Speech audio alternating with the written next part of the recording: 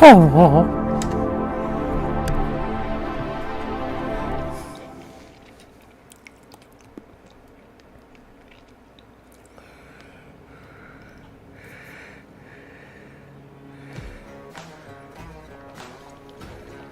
around the world, farmers know farming is an art. Like life, we know it can be hard. And it can be surprising, too.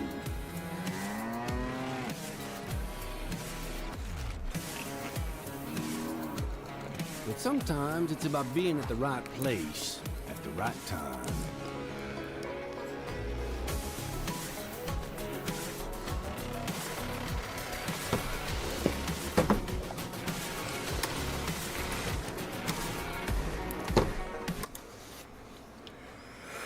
Yo, what's up, Nikki Coley? She's so fine, she makes me wanna whine. I don't know where that came from.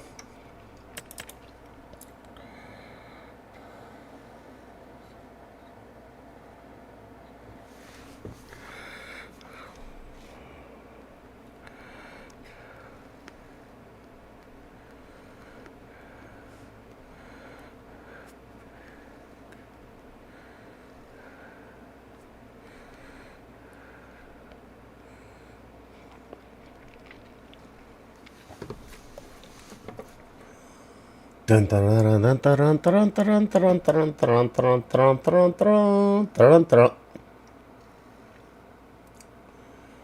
Brum brum brum brum brum brum brum dun dun dun dun dun dun dun dun. There is no maps I like. So we get the fuck out that. It's a hand truck. Really? We're gonna listen to some documentary today.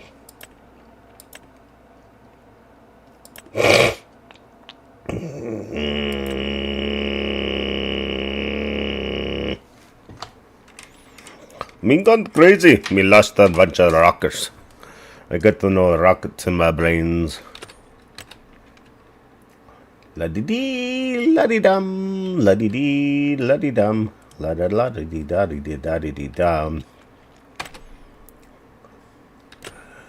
It's a fine, you make me wanna whine.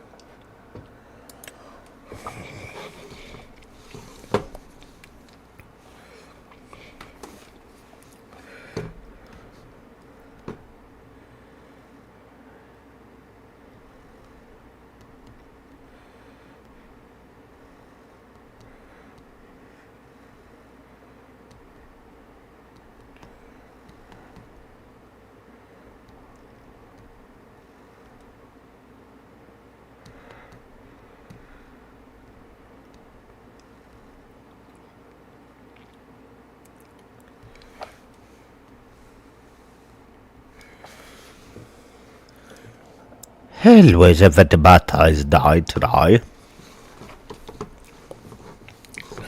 I hope you all are doing very well.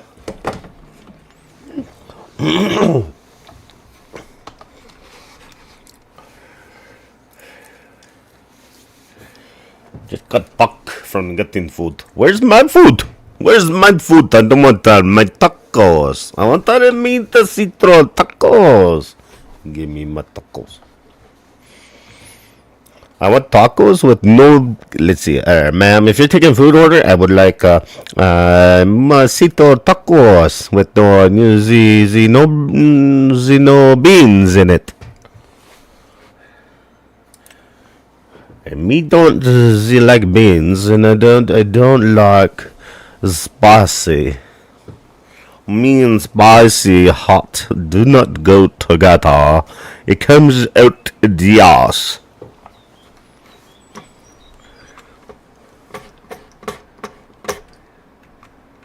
Holy fuck, holy duck. The mouse ran up the clock. Hickory dickory dock. I will fuck the clock.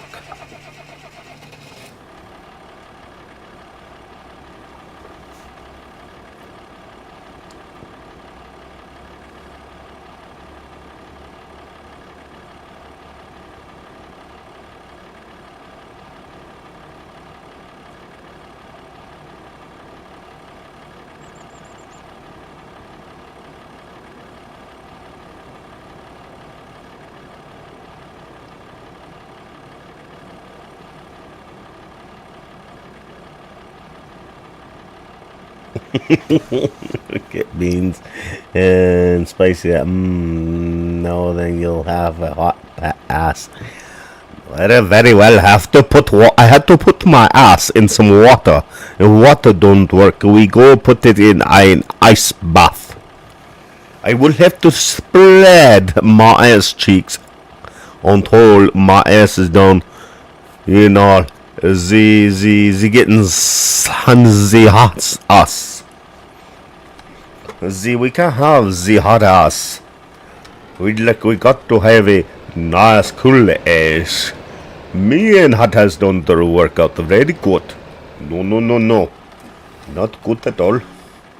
Feel me all over the belly. See, my daughter likes hot and spicy stuff, but not me. The stayed away from the spicy foods. Yeah.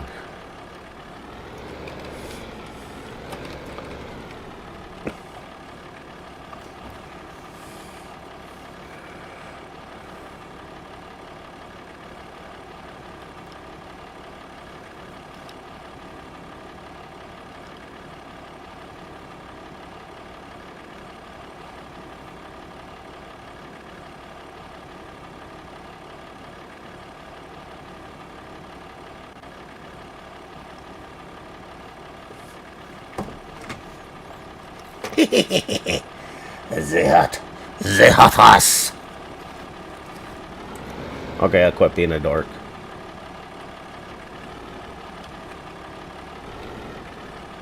But Dottie, why you being a dork to mommy? Cause mommy likes it when I'm a dork.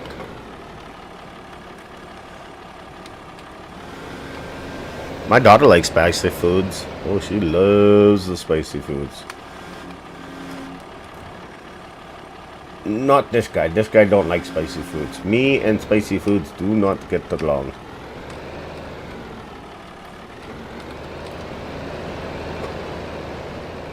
You're asking for like a very, very long day on the toilet.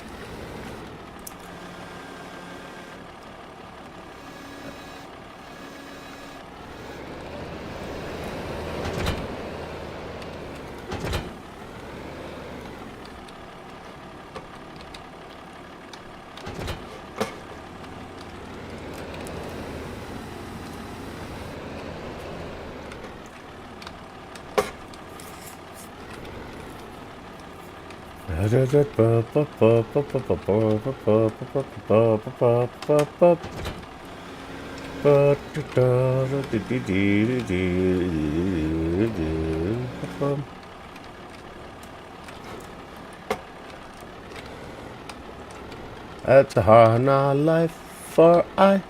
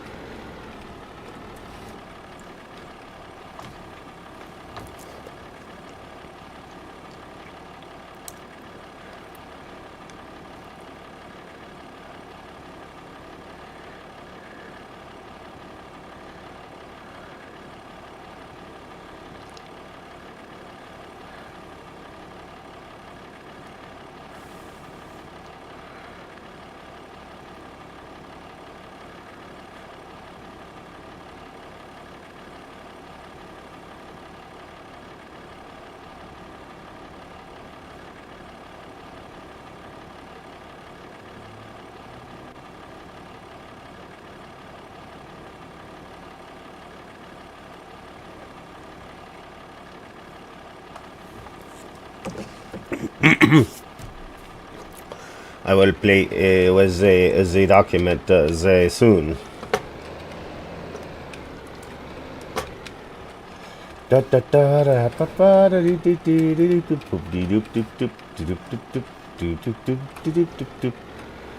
Wow! It's a beautiful day in the neighborhood, the neighborhood, the neighborhood. A beautiful day in the neighborhood. I don't know why I'm being weird. I'll be.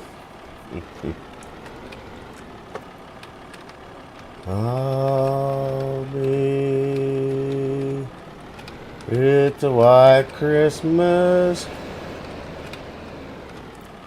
Hey! Don't you be falling off. What is wrong with you? You stay on. Very good. Very good, Danielson. Yeah, bye-bye.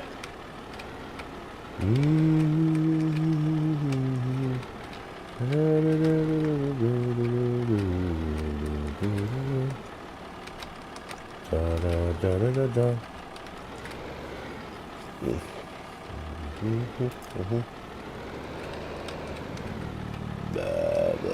Black sheep. How many wolves? Whoa. Yes, sir. Yes, sir. 3 big fall. 1 for my mama, 1 for my man.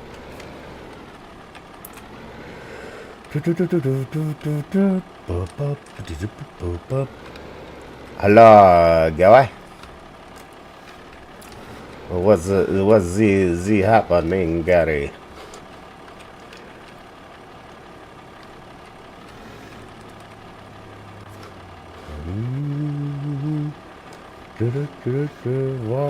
YMCA.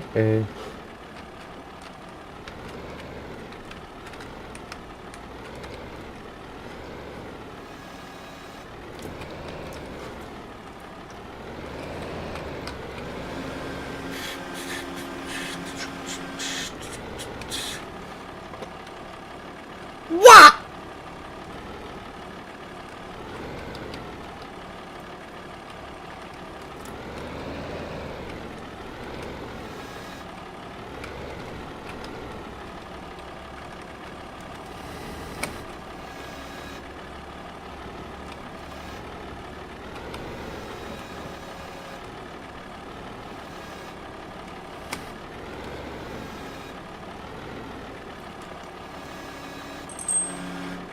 Uh-oh. I'm in trouble.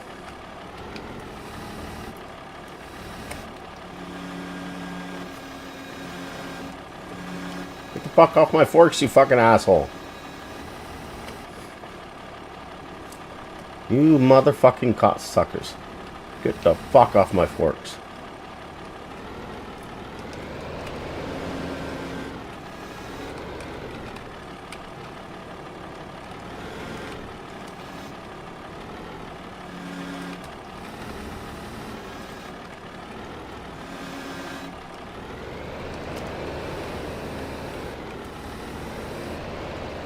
Barbecue burgers, eh? Can't have them any other goddamn way.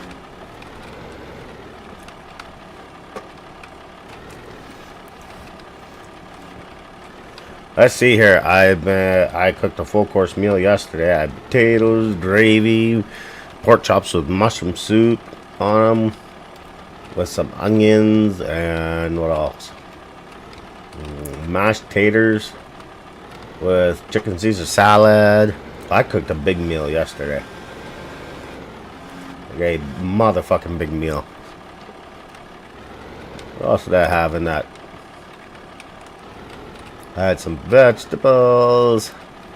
Yeah, I wasn't all out cooking yesterday. And then today I had pancakes.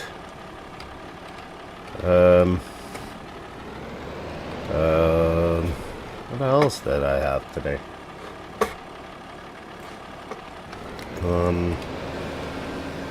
Pancakes, cheese whiz, toast, and scrambled eggs with cheese on them and onions. Or, no, not onions, bell peppers.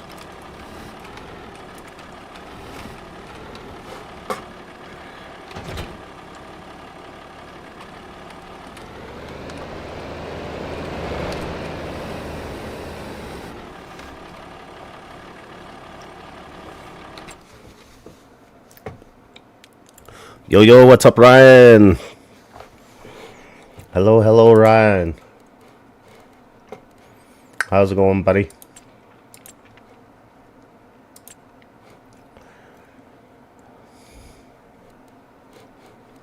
I don't want to be in there. Is it? Yeah, I do. Actually, no, because how am I going to get my... I mean, I can pick them up from... Let's try something here. Well, we're going to drop that, and hopefully I can get underneath there with my... That's good that you're chilling. That's good. I'm just chilling too. Been pretty much eating for 6 people, for fuck's sakes, the past 3 days. This man was hungry. Gonna clean my house out soon. Gonna run out of fucking food. You think I'm pregnant?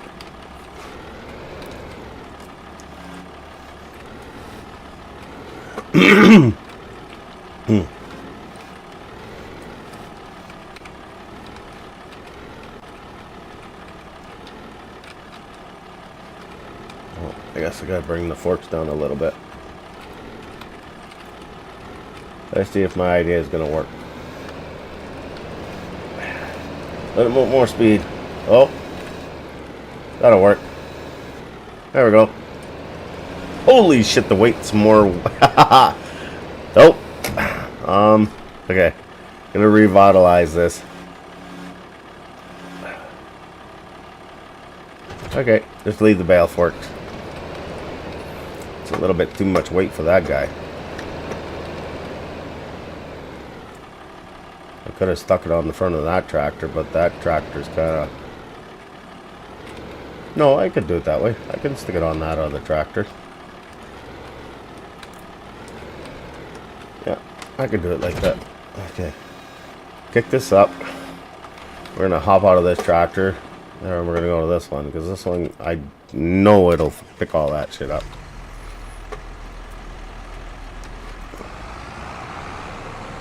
Just gonna...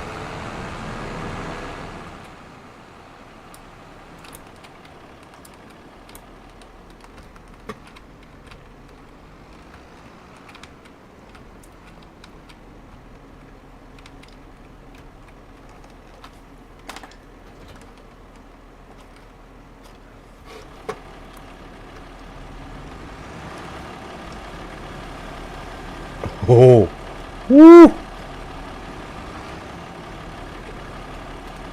That's some scary shit.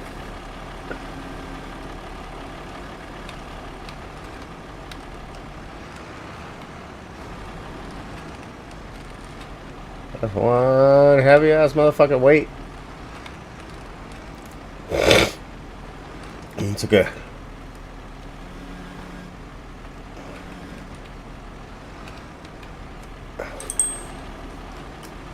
Just fucking.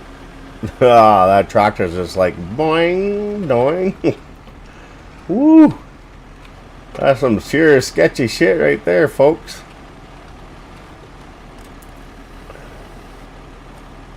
We'll just kind of leave it there.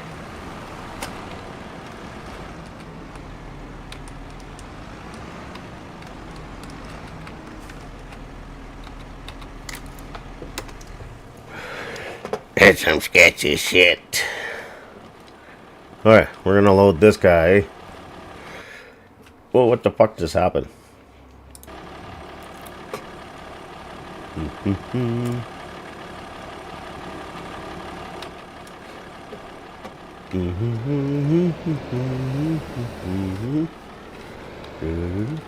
We're just gonna load this guy up. Then head back to the farm.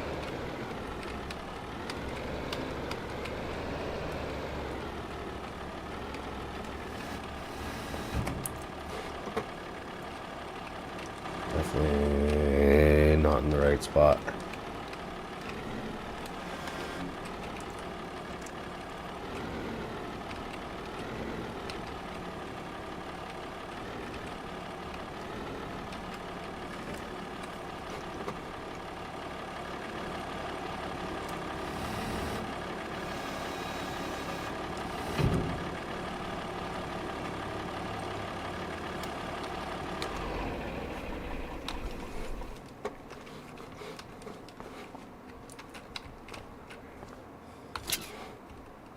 No, get the fuck out of it.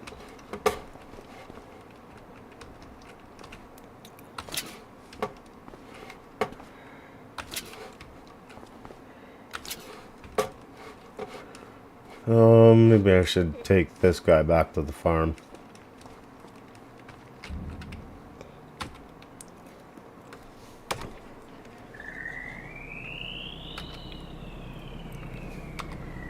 Lock everything up. Let's go. Let's get out of Dodge.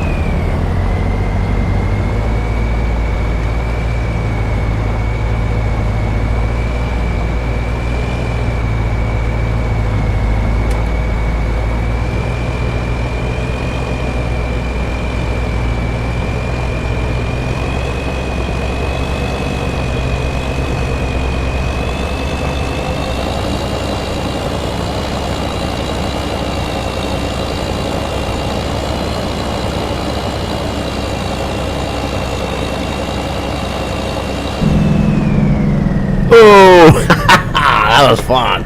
I want to do it again. Oh, shit. Uh-oh. Oh, Houston, we're stuck now. Time to go call something bigger and better. That was fucking fun. I want to do it again. Whee! And then bring out the big bad boy. That was fun. That was fun. Some motherfucking fun shit right there. Hell yeah.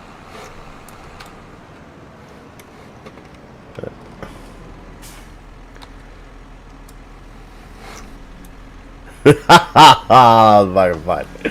I want to do it again. Oh, fuck, that was awesome. That was some funny shit. Oh, fuck, that kills me. Flip my own truck. Oh, shit, that was fun. Oh, fuck. Jesus Christ. Oh, God. Oh, fuck, that was funny. Jesus. Houston, Mayday, SOS. we have a semi down. Oh, fuck. Oh, that was awesome. Whee! I'm coming to the rescue. Let's see if we can flip this guy. Oh, fucking Jesus.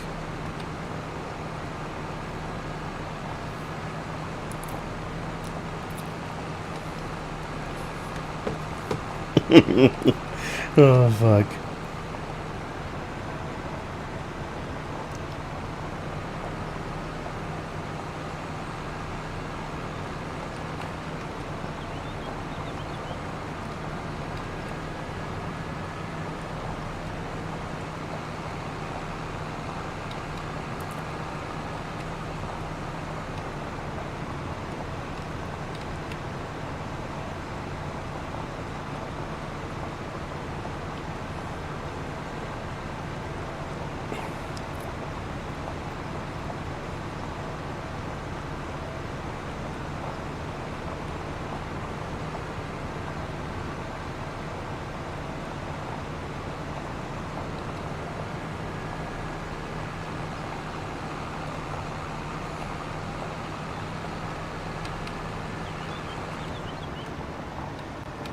Sir, why are you laying like that on the side of the road, sir?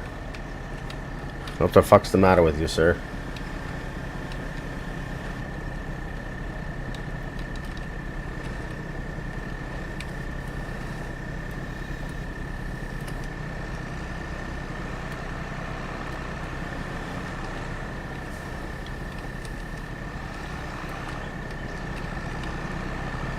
Woo! That could be another train accident. Oh.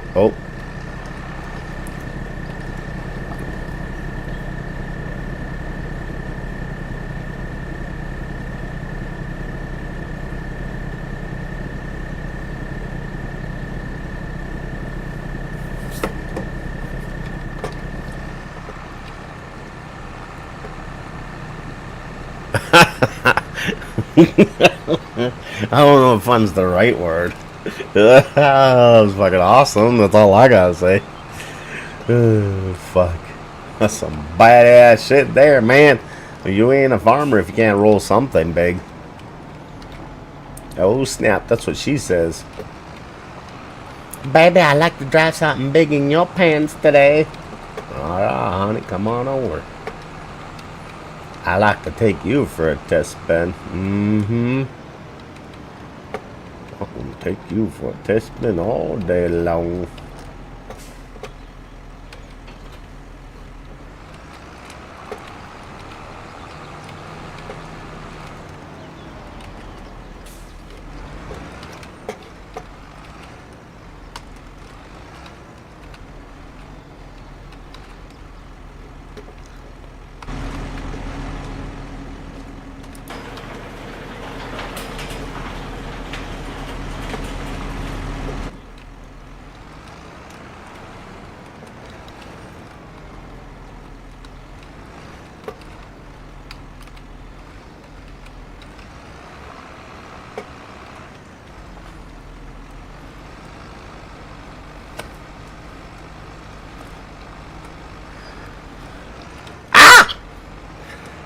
I'll bite on that now, Willis. There we go. We have a broken down tractor. Let's push it in the shop.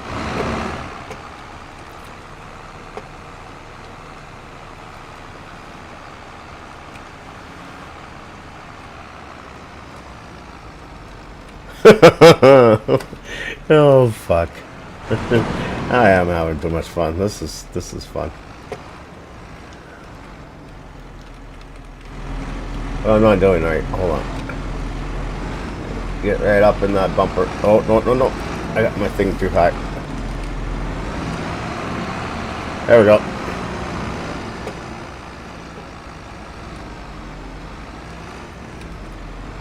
Okay, it's in the shop. Time to fix it.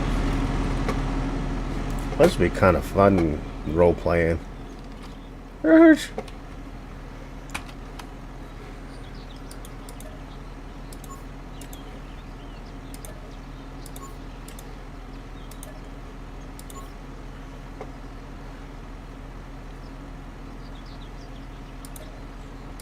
Spin me right round, baby, baby, right round, saying baby, baby, baby, right round.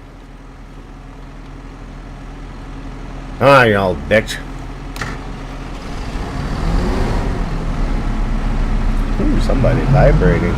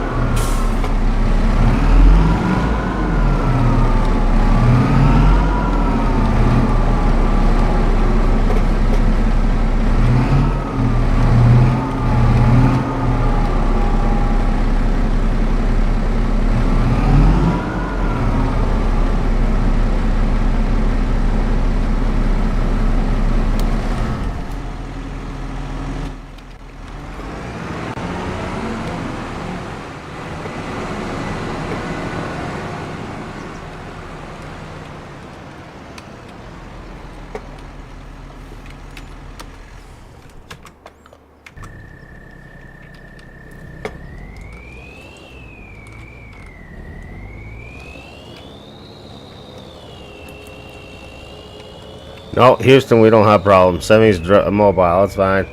I'll just take it to the shop and fix it.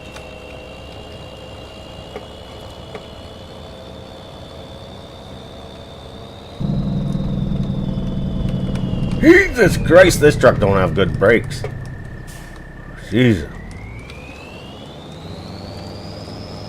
I overshot in my turn.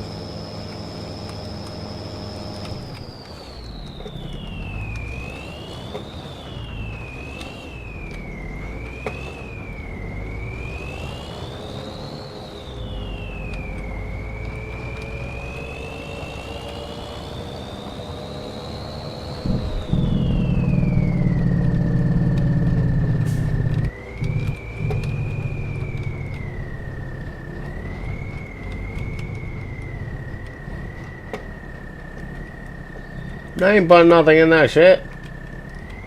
Put your fucking cover back on.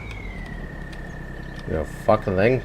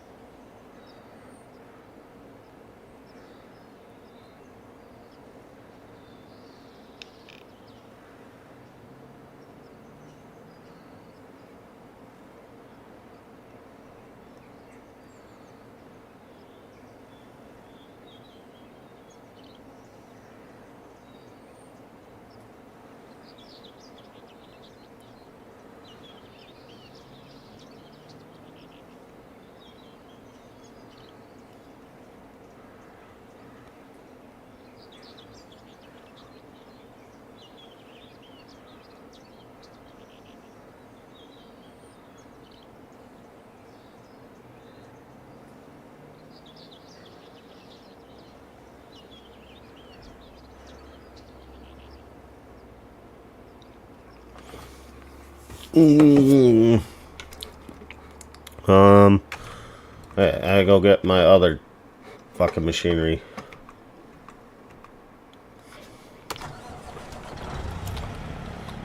Alright, come on, nice old girl. Come on, let's go.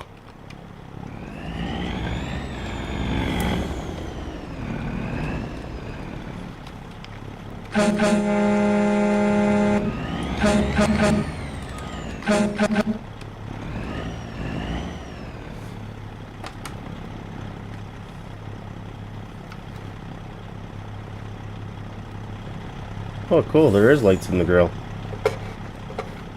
Alrighty, girl. Take us home.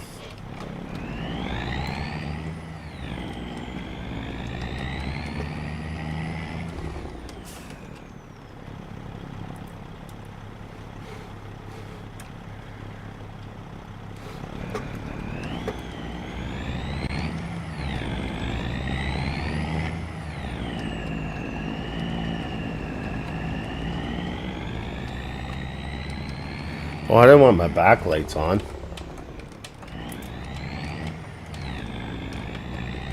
There we go.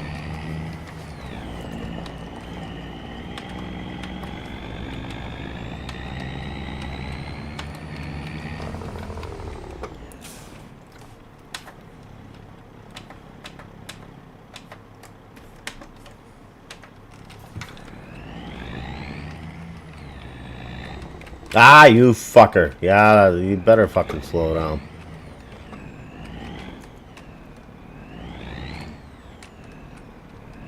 Oh, just inches to spare.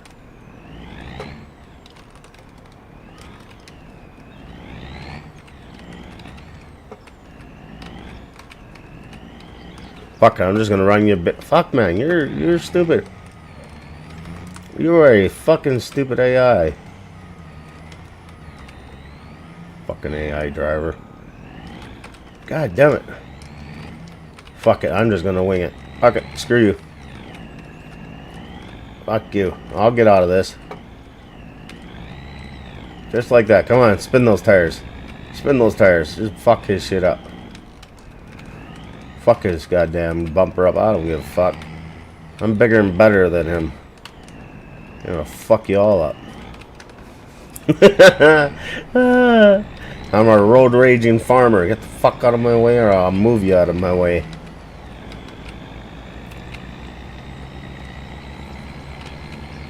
No shame on my game. And then the fucking dump truck. Really, you guys? I could fucking McFoya. Get the fuck out of my way, you fucking hooligans. Oh, wait, I'm driving the US. Never mind. That explains a lot. I mean, what? Those fucking American drivers.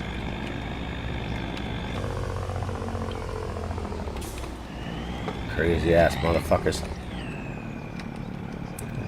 Fuck off my street.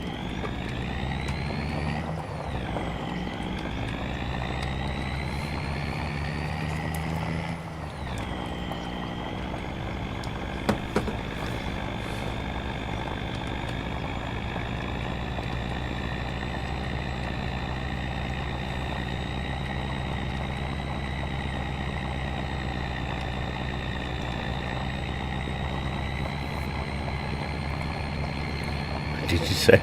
You heard me. You fucking heard me. All you Americans, fucking get off my road. Fucking coming for you. See this big ass truck? No, you haven't seen crazy. I'm crazy. This motherfucker, I'll fuck you off the road. What? Wait, that didn't make no sense.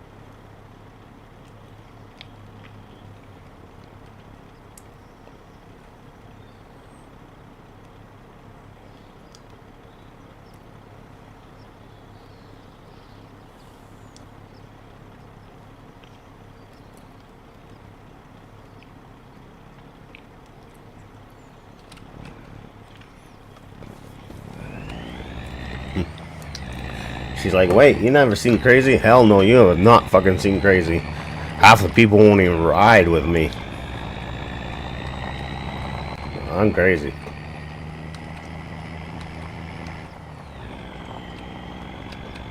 It's funny, last year there was a Florida guy.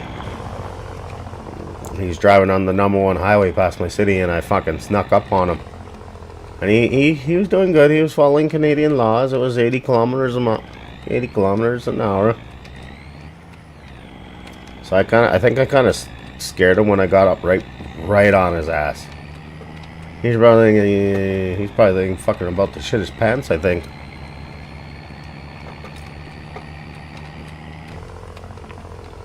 Because your guys' speed is a little faster than ours. That's why some people think I should have been born in the U.S. Because I only know one thing of speed, and that's fucking... Yippee-yi-yay, motherfuckers! Me out of this joint.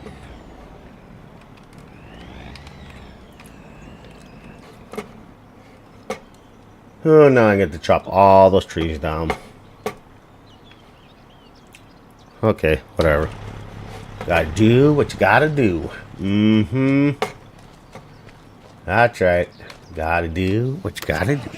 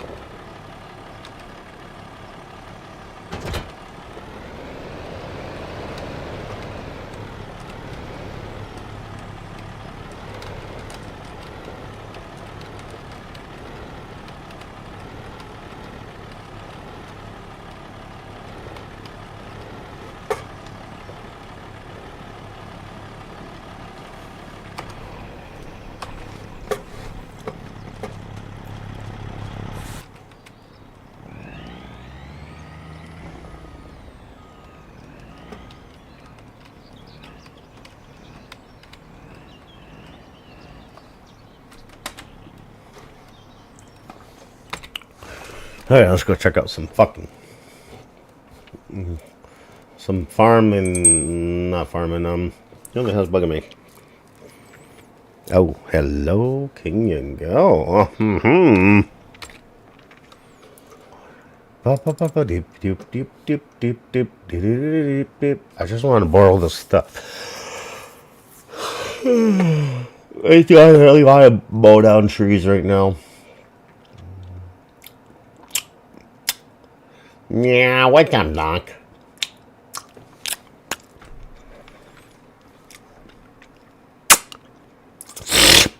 What's up, Doc?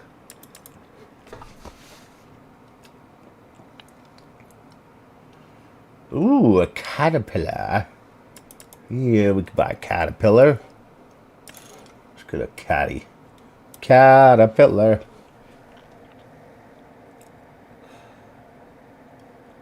It's only 75,000. Yeah, fuck it, let's buy the caterpillar.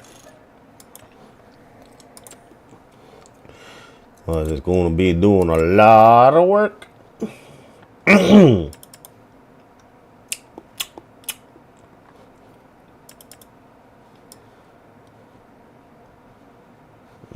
That's to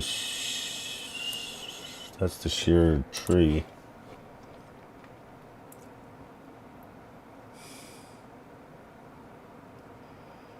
I mean, I could shear the tree off.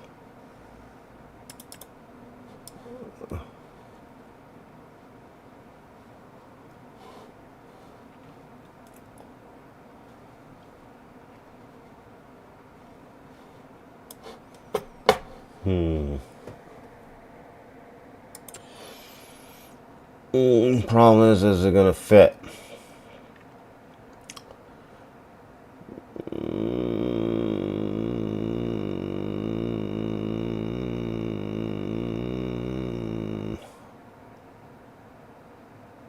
The attachments aren't expensive, so I say fuck it. Let's wing it. Let's see if this attachment will fit on the excavator. Alright, big boy, let's go. We gotta go home and get, we gotta go back to the thing and get some vehicles.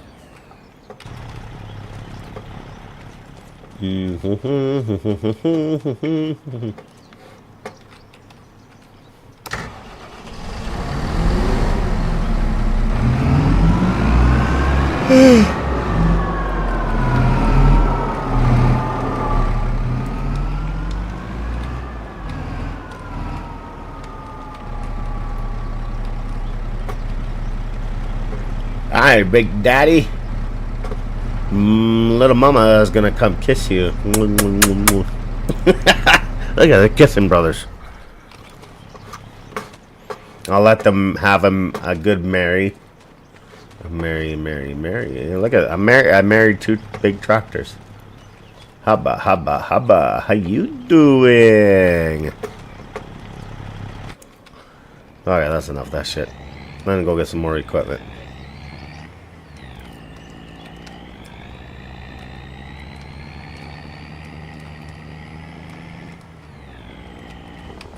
Why is my other tires are like floating? My Jeep is like doing all the work.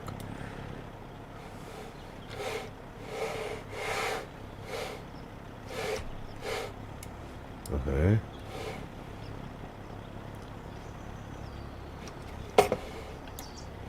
Yeah. Hell yeah. Fuck her up, baby. Show me what daddy's got of you.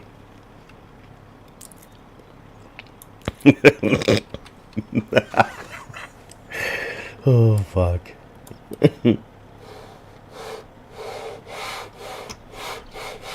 That axle doesn't do shit.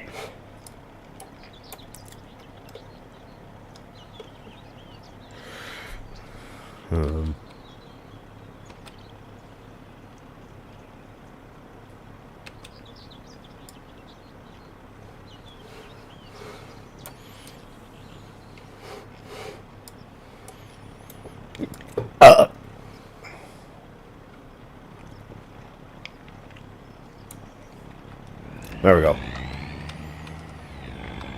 I had to set the ride height.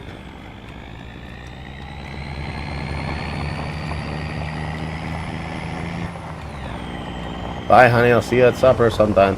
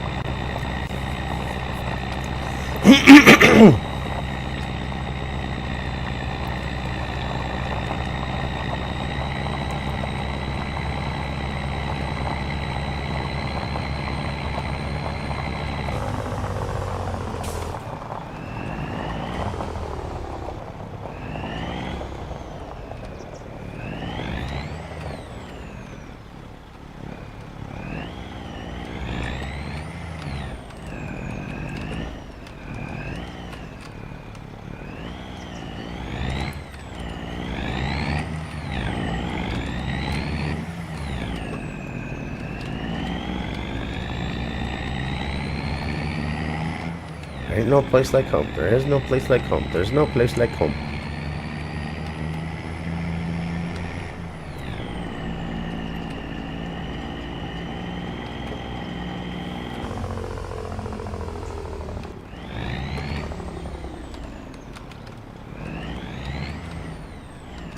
Nah, you better fucking stop, asshole.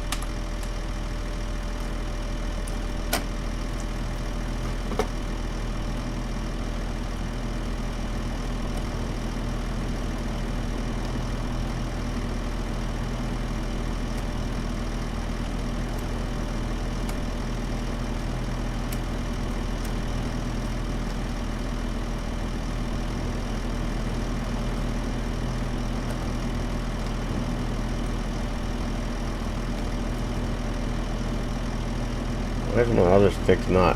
Okay, I gotta fix some problems here.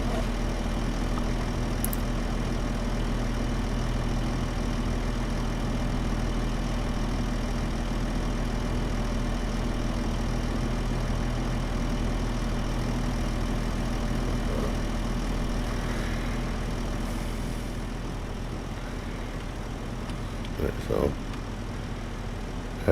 we're gonna go. We're gonna go and switch some buttons here. We're gonna go.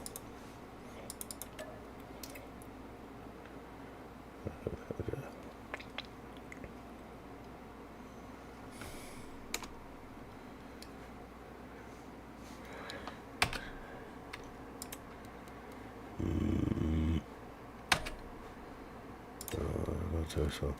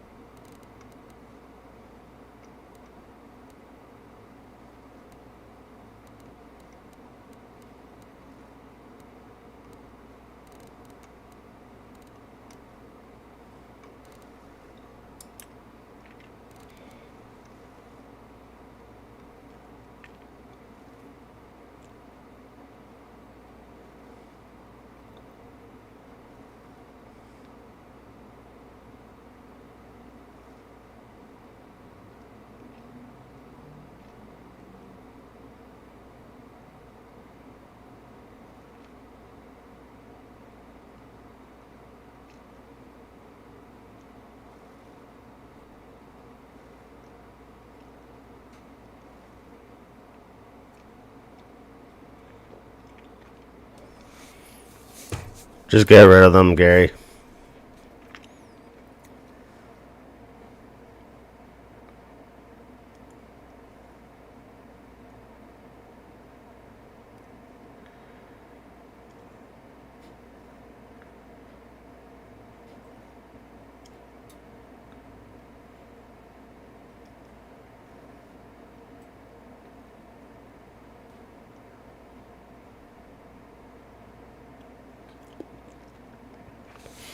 Thank you.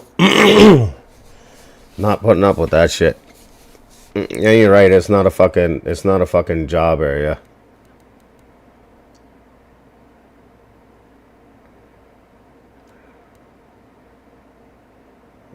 People are fucking stupid.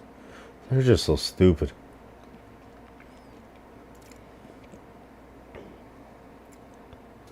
Gary got rid of the person.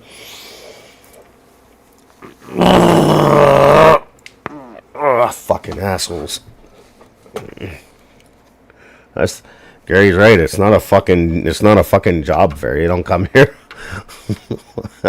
Fuck. Oh my goodness gracious. Fucking people are stupid.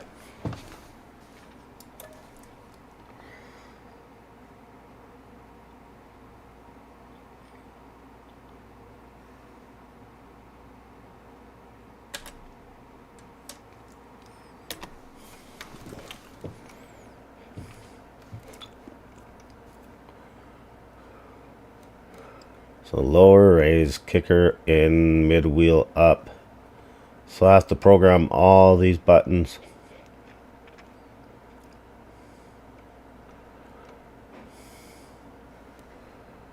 This is for the apps. Okay, so this is a lower down, axle 4 up, axle 3. I'll have to reprogram all these buttons too.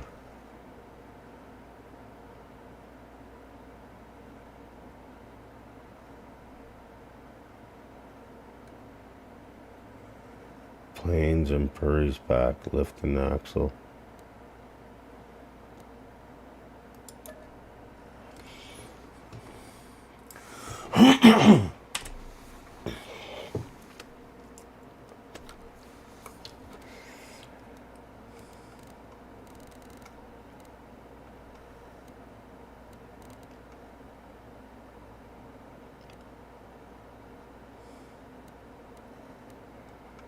Alright, so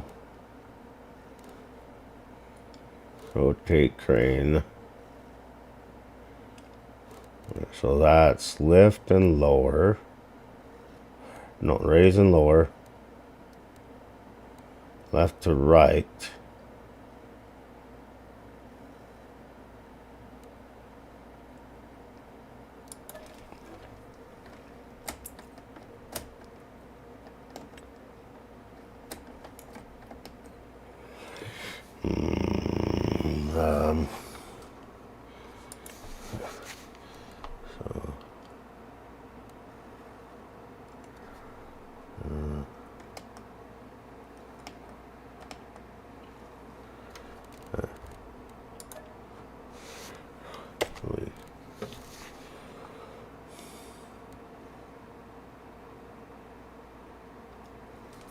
This case, so rotate,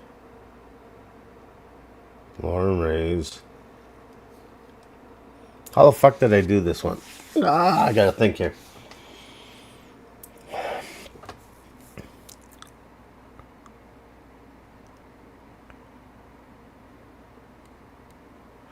See if I...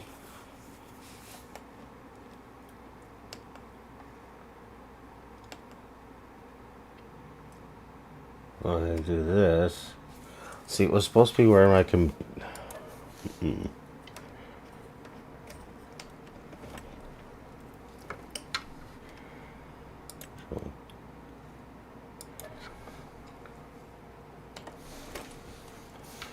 Let's see what happens. I'm gonna try that, see if it throws me a loop or not. Right, let's go to save controls. We're gonna go back to the game.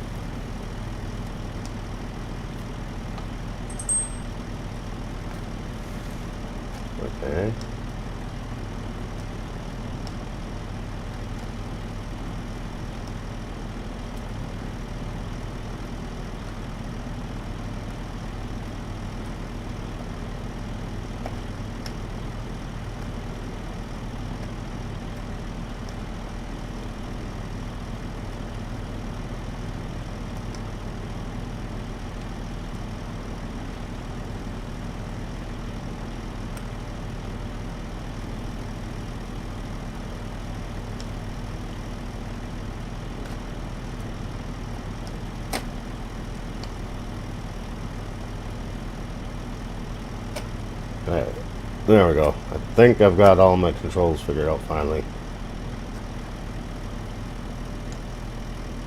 It'll just have to take some getting used to.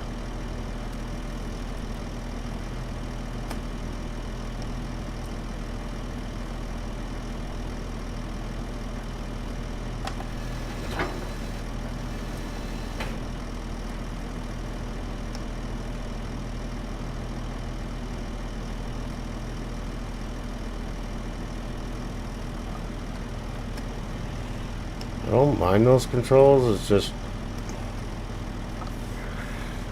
Okay, I gotta play around here, guys. Just give me a sec.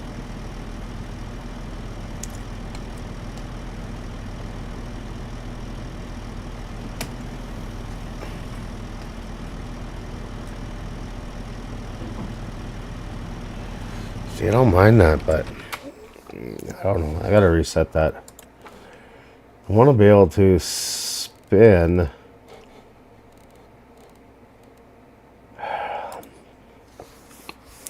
how the hell did I have it set up last time? I like the feel of that. It's just, how can I need to change it. Okay, so that one's just 28.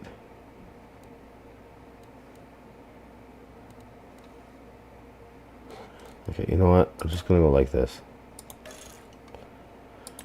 I want to be able to...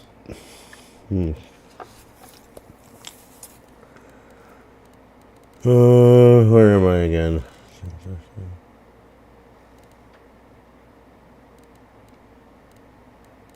So I need to go into... Okay, so I need these two somehow.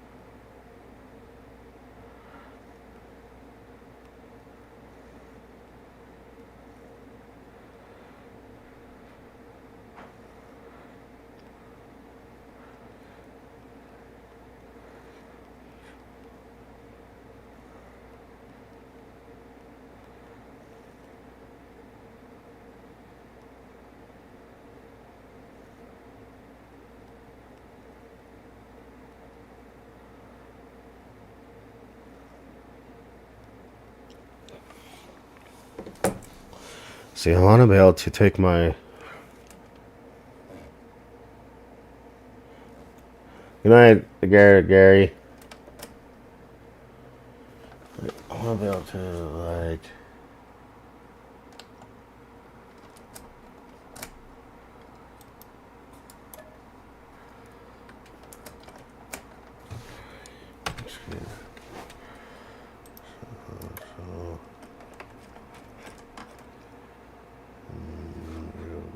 Okay.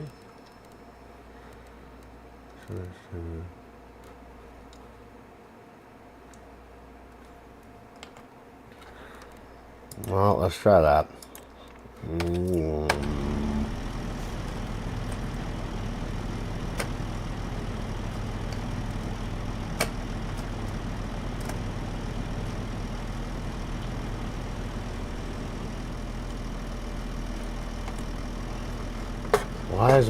Why is the arm not going down?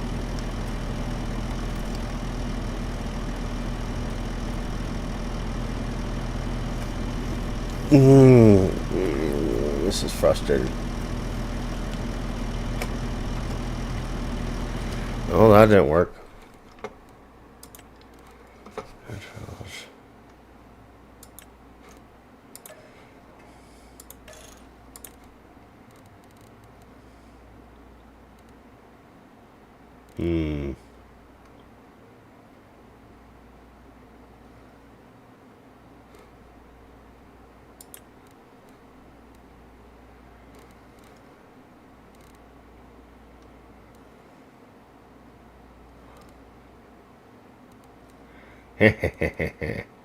Nicole is stuck with me. Mwahahaha.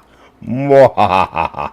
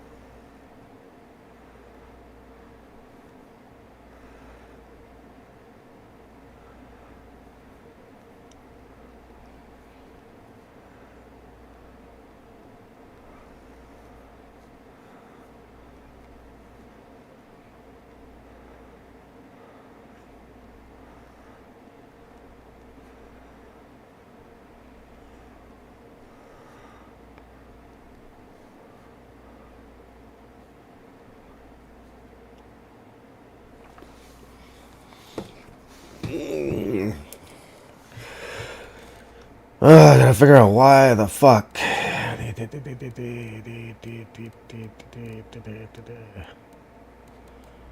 So this is the oil field bed truck, right?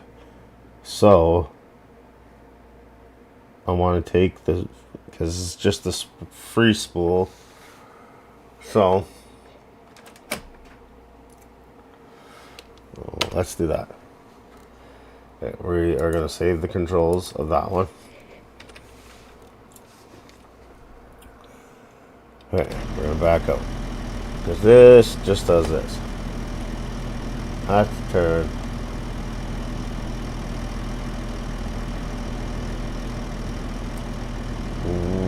Okay. So we're going to switch. So this button does this. Okay. So I leave it on there. Okay. I want to go down to, those are boosters. I want to go to cranes. So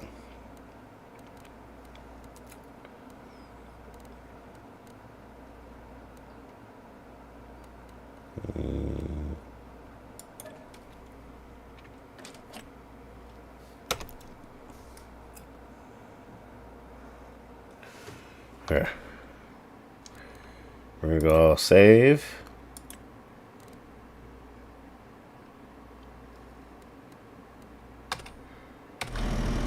Now, why is that not working?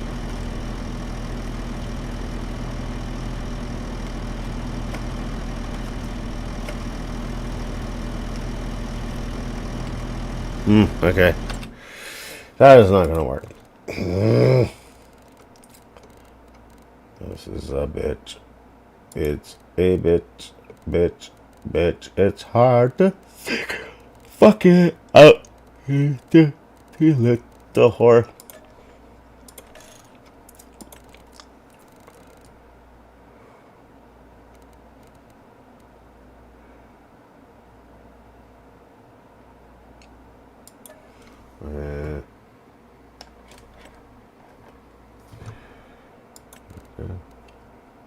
Okay, save controls.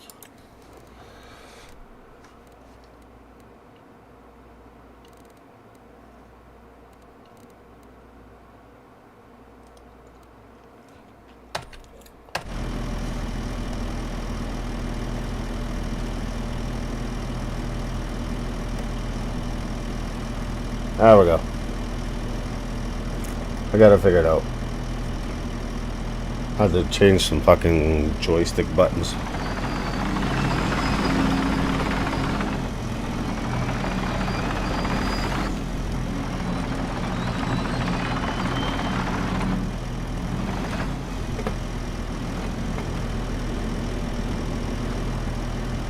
No, I'm just gonna put how do I want to do this? How do I want to do this?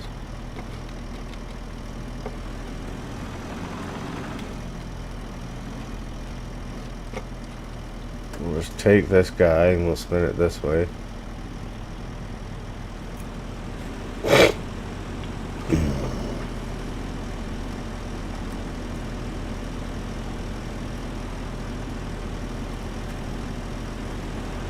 And now, okay, so I've got that. That raises and lowers. And now, I need to figure out how I can adjust. This is just gonna have to be that.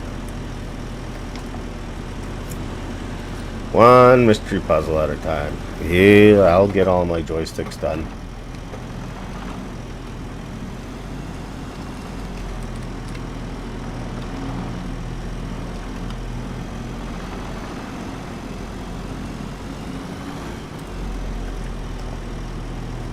Whoops.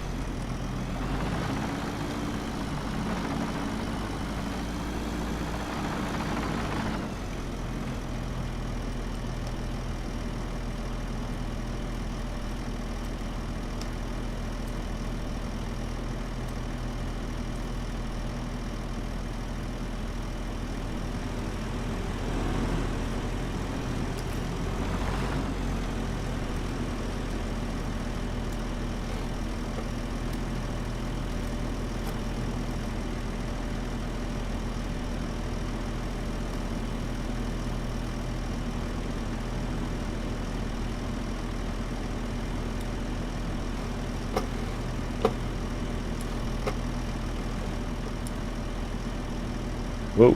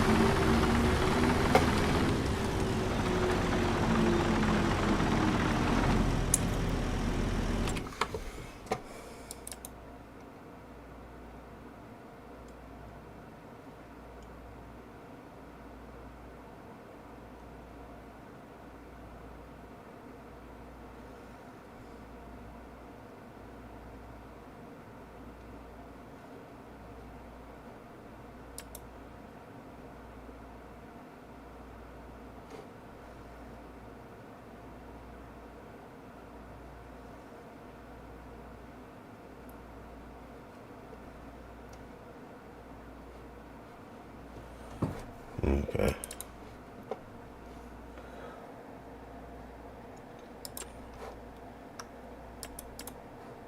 Oh, no, go back for a sec.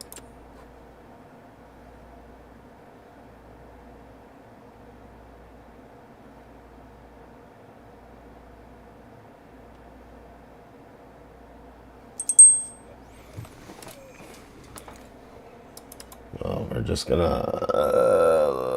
gonna lease this.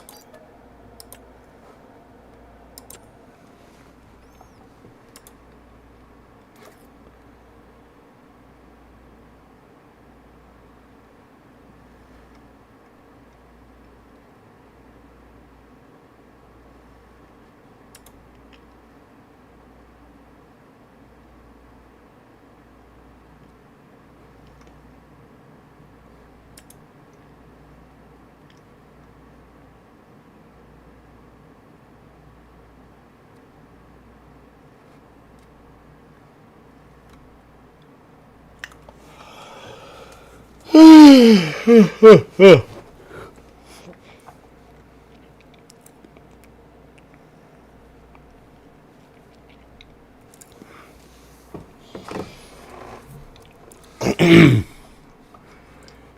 let's go. We got farm work to do.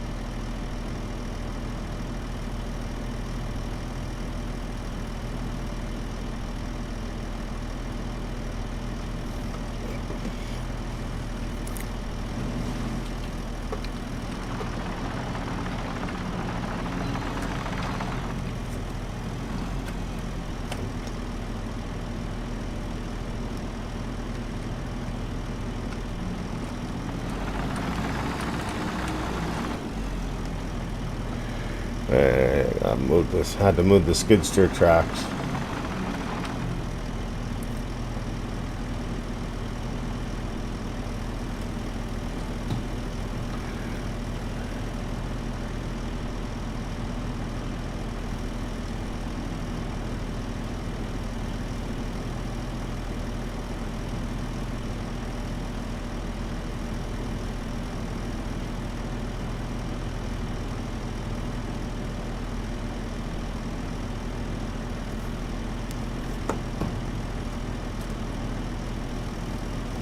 Gotta adjust the tracks a bit more.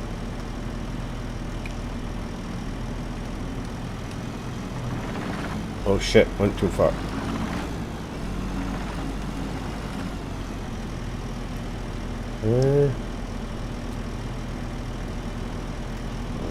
Spin.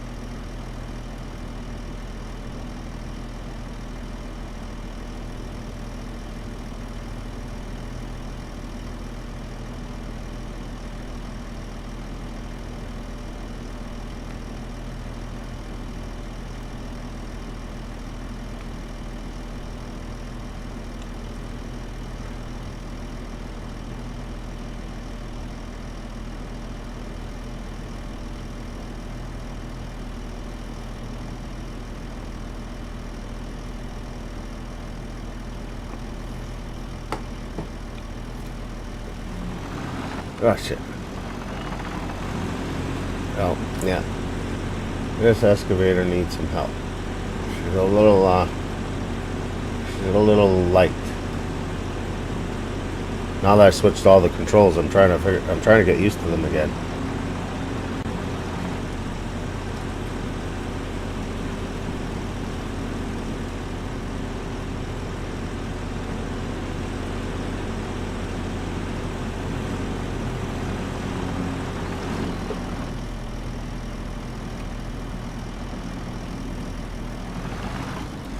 Oh shit. Oh shit. Going a little wrong here. My fucking trailer. Why is my extra wood not out? I'm gonna have to put them out. I'm gonna have to get this fucking thing on that thing.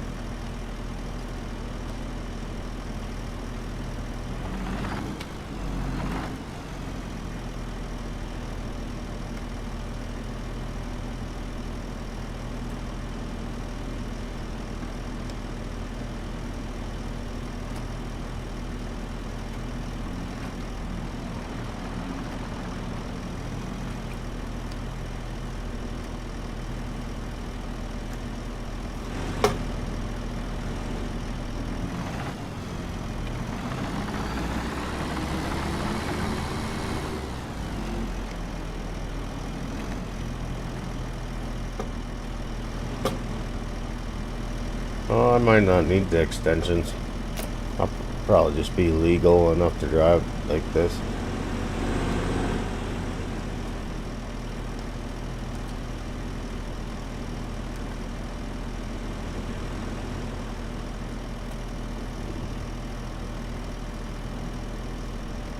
Actually, no.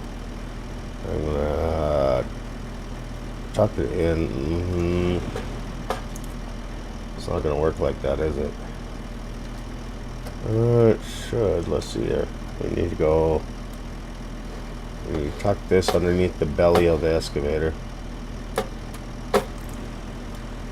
Oh, not like that. To the point it looks like it's ready to eat me.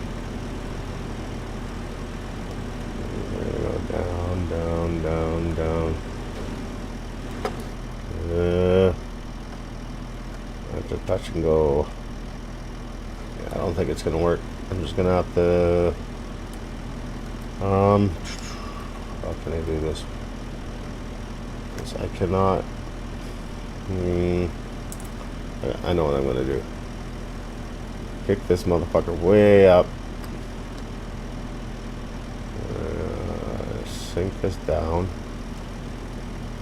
And then I'm gonna kick this thing this way. Kick this thing back up. Kick this thing that way. Put it underneath. I'm gonna put it way underneath the tracks.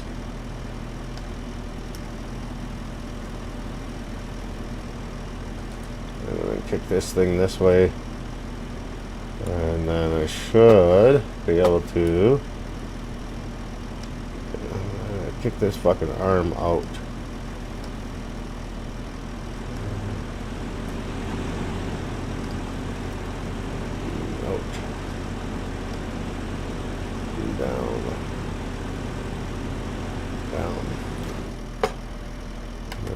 Just slightly kick this fucking thing this way, and we're gonna go point.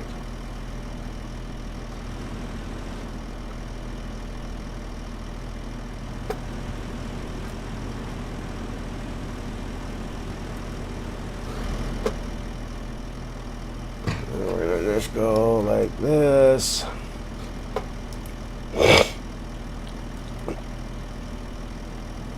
We're gonna drive ahead a little bit.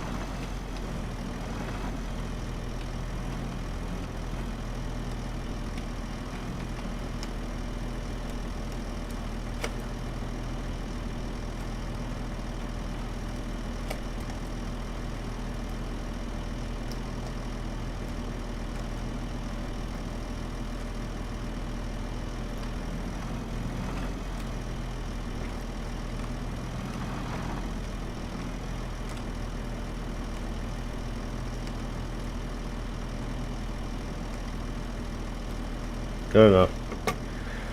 Not going very far. Just gonna go to the farm.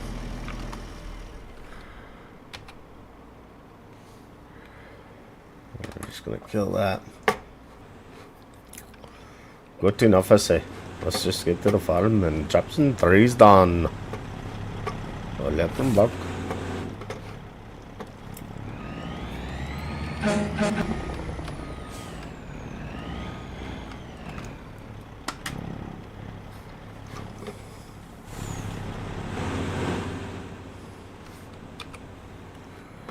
Hold on, I gotta go get a drink, you guys.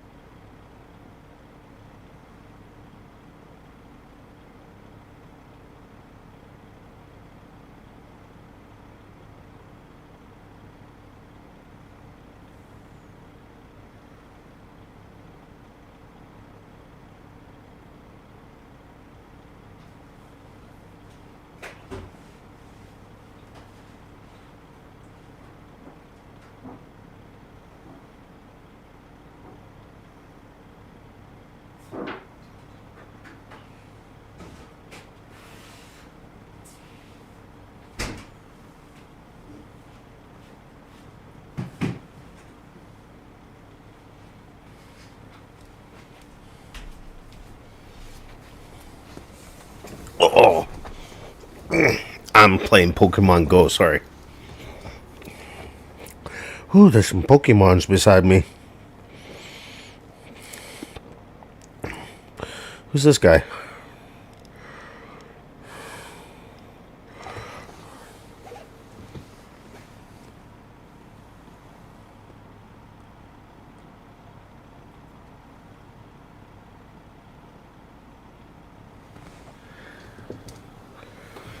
Man, that was Pokemon was cool. That was level, but I need to...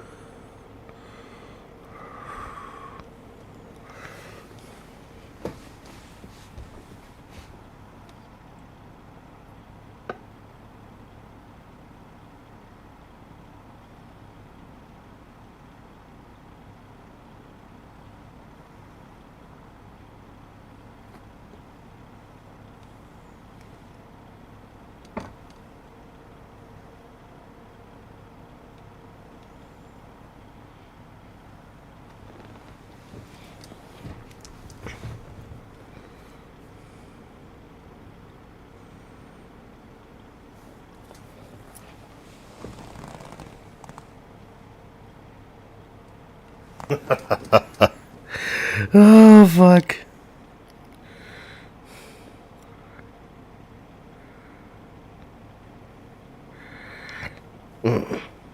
What?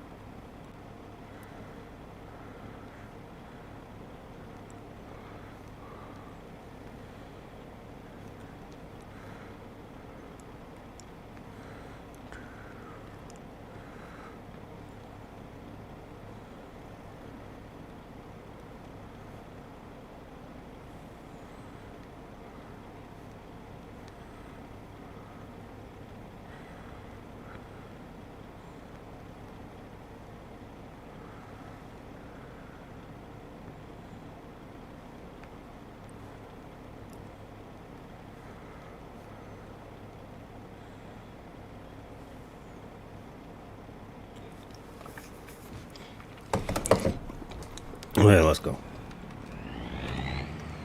Let's go. Get the hell out of here.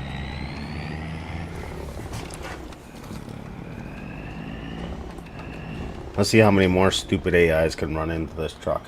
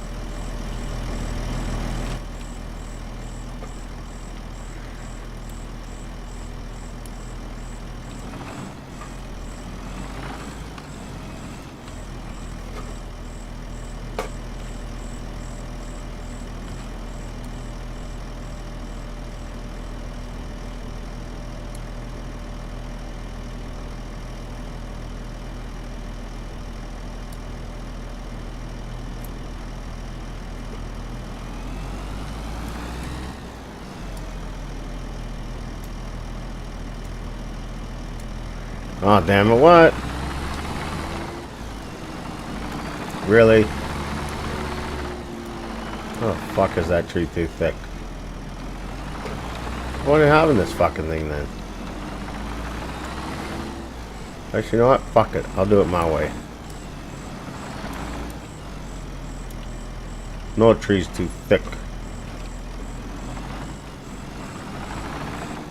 Oh, yeah, I see. Okay, well then that was a waste of money. We'll just return it. What was that thing called? Woodcracker. It's the woodcracker. Oh, yeah, yeah.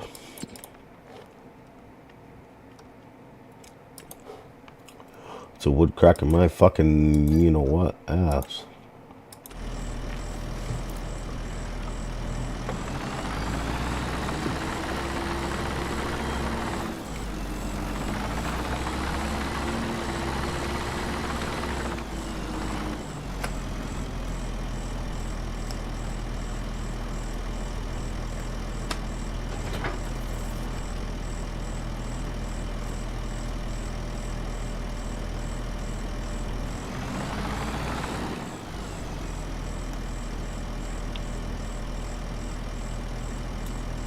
I'll just do it my way. Fuck it. I'll trim it like this. I don't care.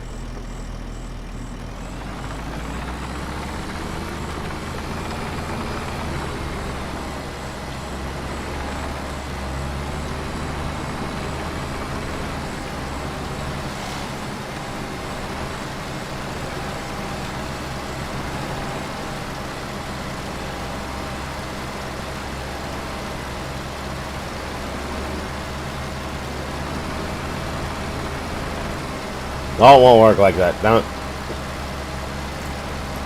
That's okay.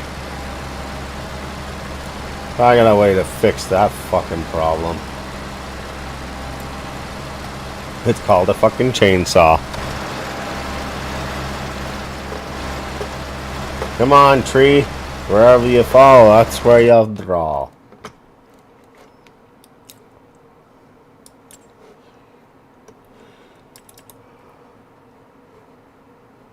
Come on.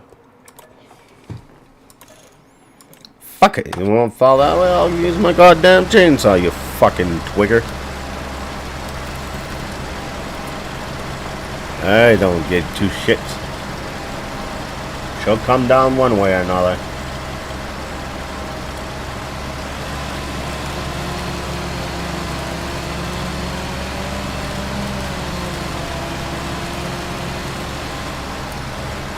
Amber!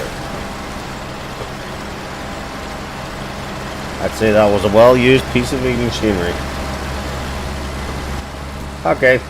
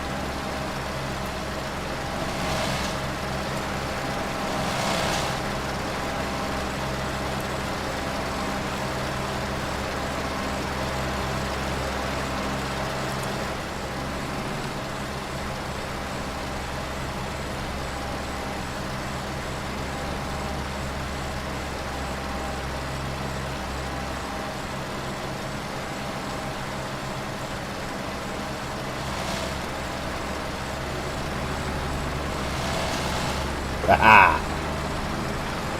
There's always one way to bark the tree. Bark up somebody's tree.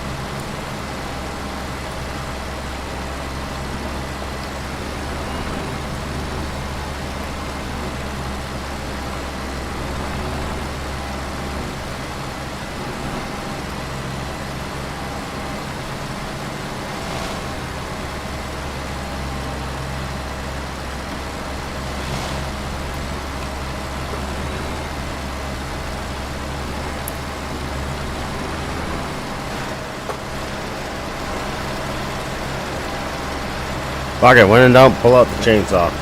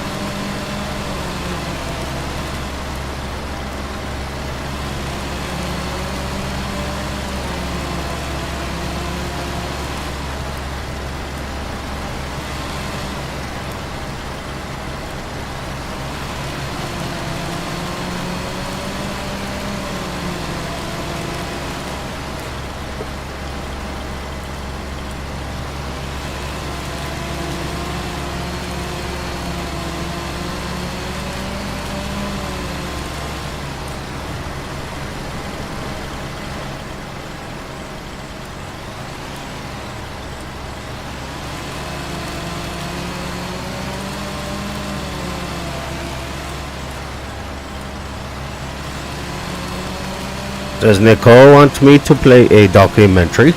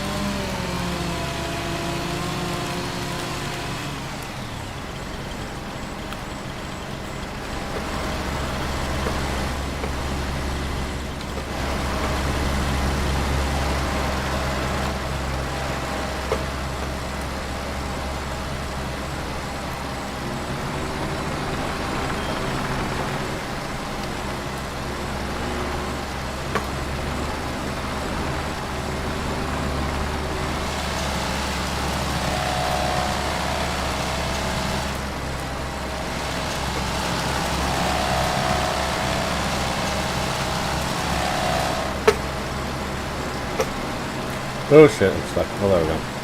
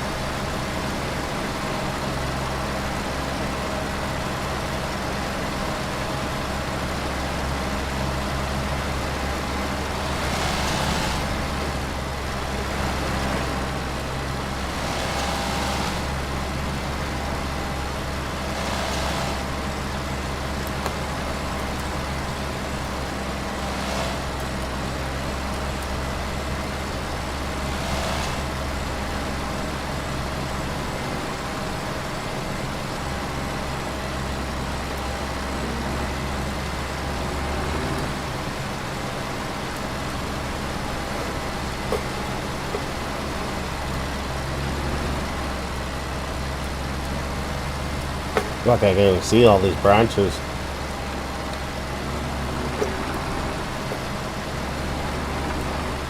Well, I'm gonna start with getting rid of this fucking big this fucking thing.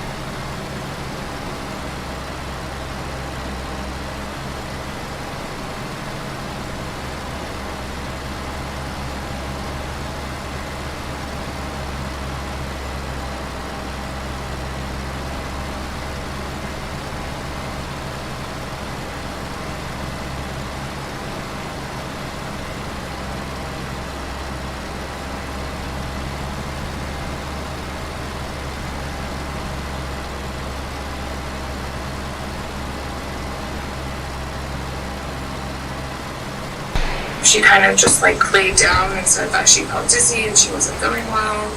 It was absolutely sickening. I am angry. You brought me home. What kind of a sick person does that? It just is psychotic. I don't think she's gonna die. There's some drugs that wouldn't show up. Can you hear it, Nicole?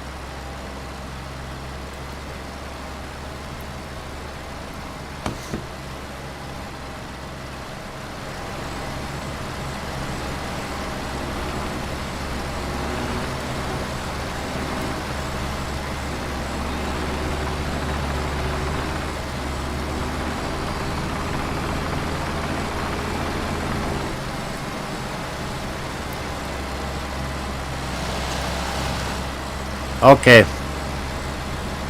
Ready? Set. Go. On that drug panel. And so potassium cyanide is not something that we use in dentistry. I don't even know how to acquire potassium cyanide. It just is a whole another layer of just wicked. A Colorado mother begins experiencing sudden and devastating symptoms after a morning workout. Her family watches helplessly as her illness progresses over the coming days, and suspicious eyes turn to one man, her husband, a beloved and ambitious local dentist. But as she fights for her life, the investigation into what happened will take a shocking turn that no one saw coming.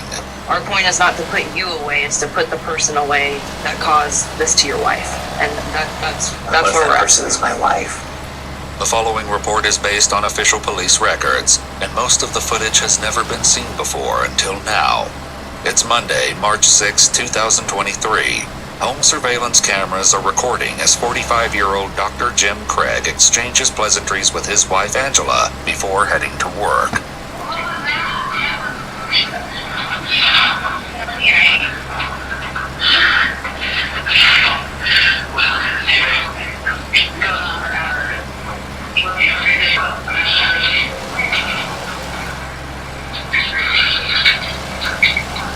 Jim is headed to his Aurora, Colorado dental practice, which he's seen here promoting on YouTube in 2012. Hi, this is Dr. Jim Craig with Summerbrook Dental Group. One of the questions I get asked most commonly by patients is, what is the deal with all of the over-the-counter whitening products that are available out there? Jim and Angela have been married for more than 20 years by the morning of the 6th, with 6 kids and what looks from the outside like the perfect marriage. But on this seemingly ordinary day, things would go terribly wrong. They worked out. She had a really hard workout, he said. And then after that, she kind of just like laid down and said that she felt dizzy and she wasn't feeling well. Angela Angela's illness comes on suddenly, and she sends worried text messages to her husband, who immediately leaves work. She also sends messages to her sister Tony, who lives in Utah. I can't really explain because my brain doesn't want to work. Something feels really weird in my head, and my body is sluggish, and Jim's going to take me to the doctor this morning. I said, well, that's not good and a little scary. When are you going in? He took the girls to a friend, and he should be home soon. I said, well, what do you think it is? She said, no idea. When Jim returns home, he finds Angela in a terrible state.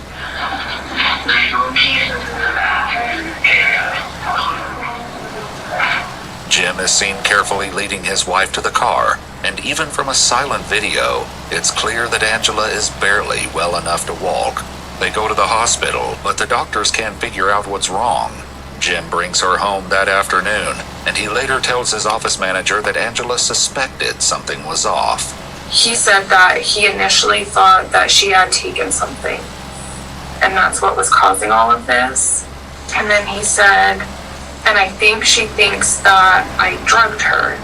I was like, oh, that's crazy. And he said, yeah, the hospital ran a drug panel, and on the way home, she had made a comment, like, you know, there's some drugs that wouldn't show up on that drug panel. The cameras watch as Jim and his wife return home, Angela clearly still feeling the effects of the mysterious ailment. The next morning, she confronts him about what went down at the hospital.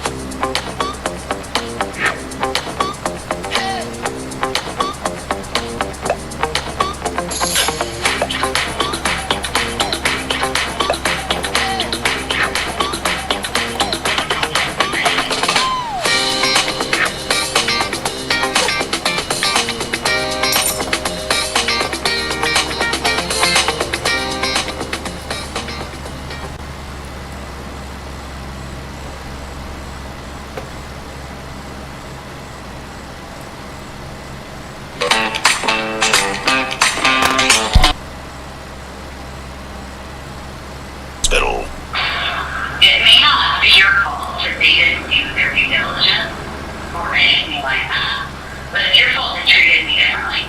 Like, I did it to myself. And like, nothing I said made me believe. Go ahead and say you were afraid she did this to herself. I just said, are you going to do a drug now?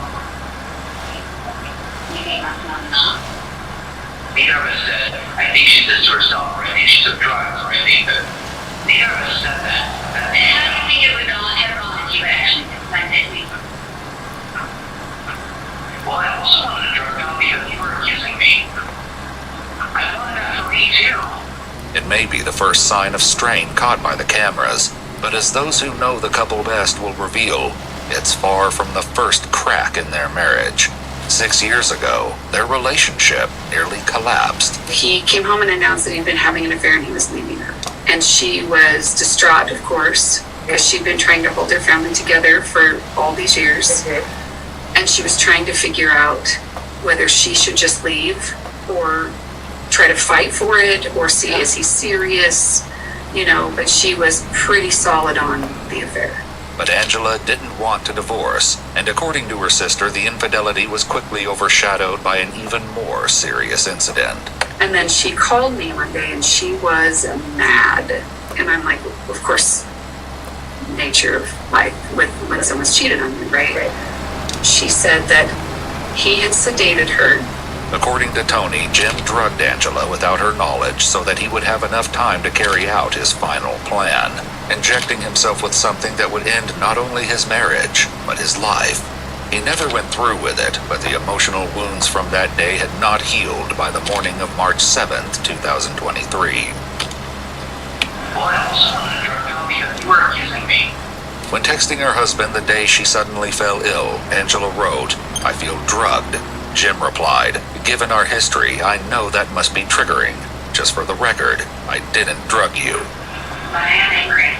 I'm angry at you and angry at them. I'm absolutely fine to play with all of this. They didn't do anything. Except send me home and recommend I see my PCP. And you didn't do anything. You just brought me home. You didn't even try to call my PCP or try to call anybody or try to do anything.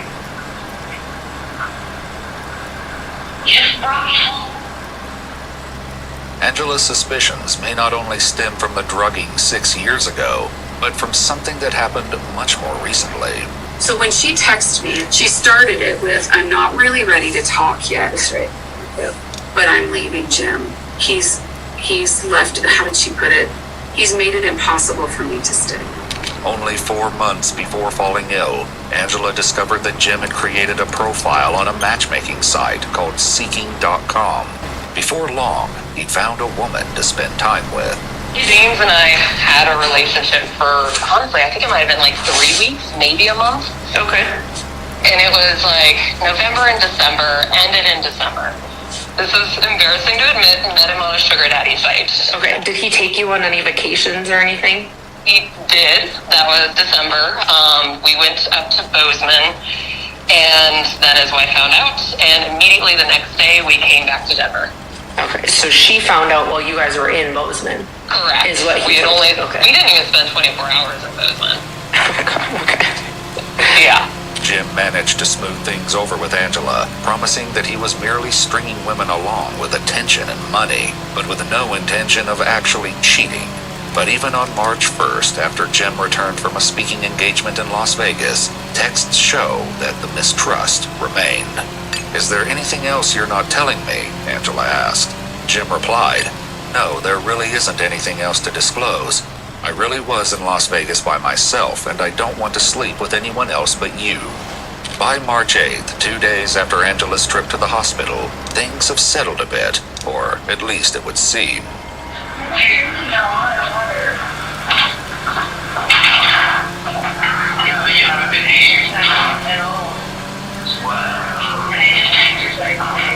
Yeah, that's true.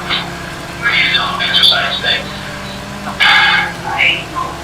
Oh my gosh.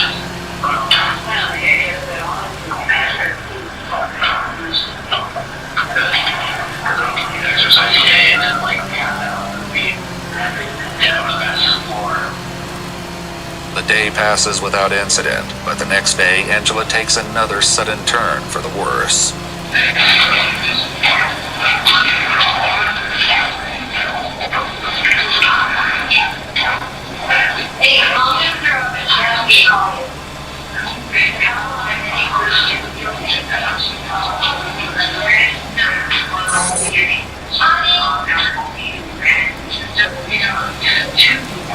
Angela's daughter takes her back to the hospital, but this time she won't be coming back home so quickly. She has been battling a really weird illness over the last 4 days. We have been to the emergency room twice, urgent care once, and now she has been admitted to the hospital here. I don't think we can figure out what's wrong with her. But his wife's increasingly serious illness appears to be no match for Jim's cheerful disposition.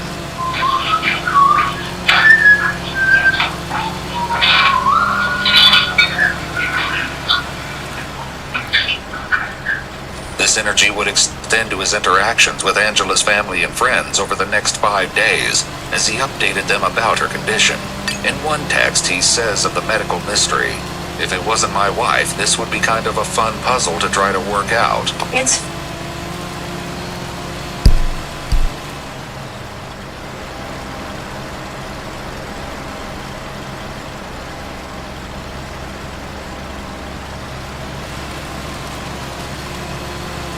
of the time she seems like she's doing pretty well, and then all of a sudden she'll have a crash or something. It's hard to predict when that'll happen. It just, do you understand what I'm saying? It's just back and forth, and then it's like, I know, but you know, most of the time, 90% you get, and then she'll crash and die. But it's hard to predict when that's going to happen. We don't know. Gosh, isn't this funny?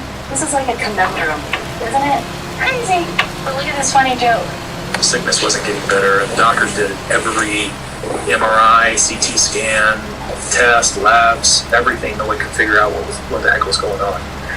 Sunday I had texted him, just checking in, how's everything going?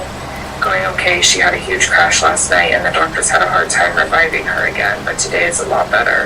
I'm hoping they will let her come home tomorrow. Her brother is driving in town, so he and my sister-in-law can help out with my kids, and I should be able to work. If my wife was going through what she was going through, the last thing on my mind would have been my patients. It would have been, hopefully I'll be at work next week.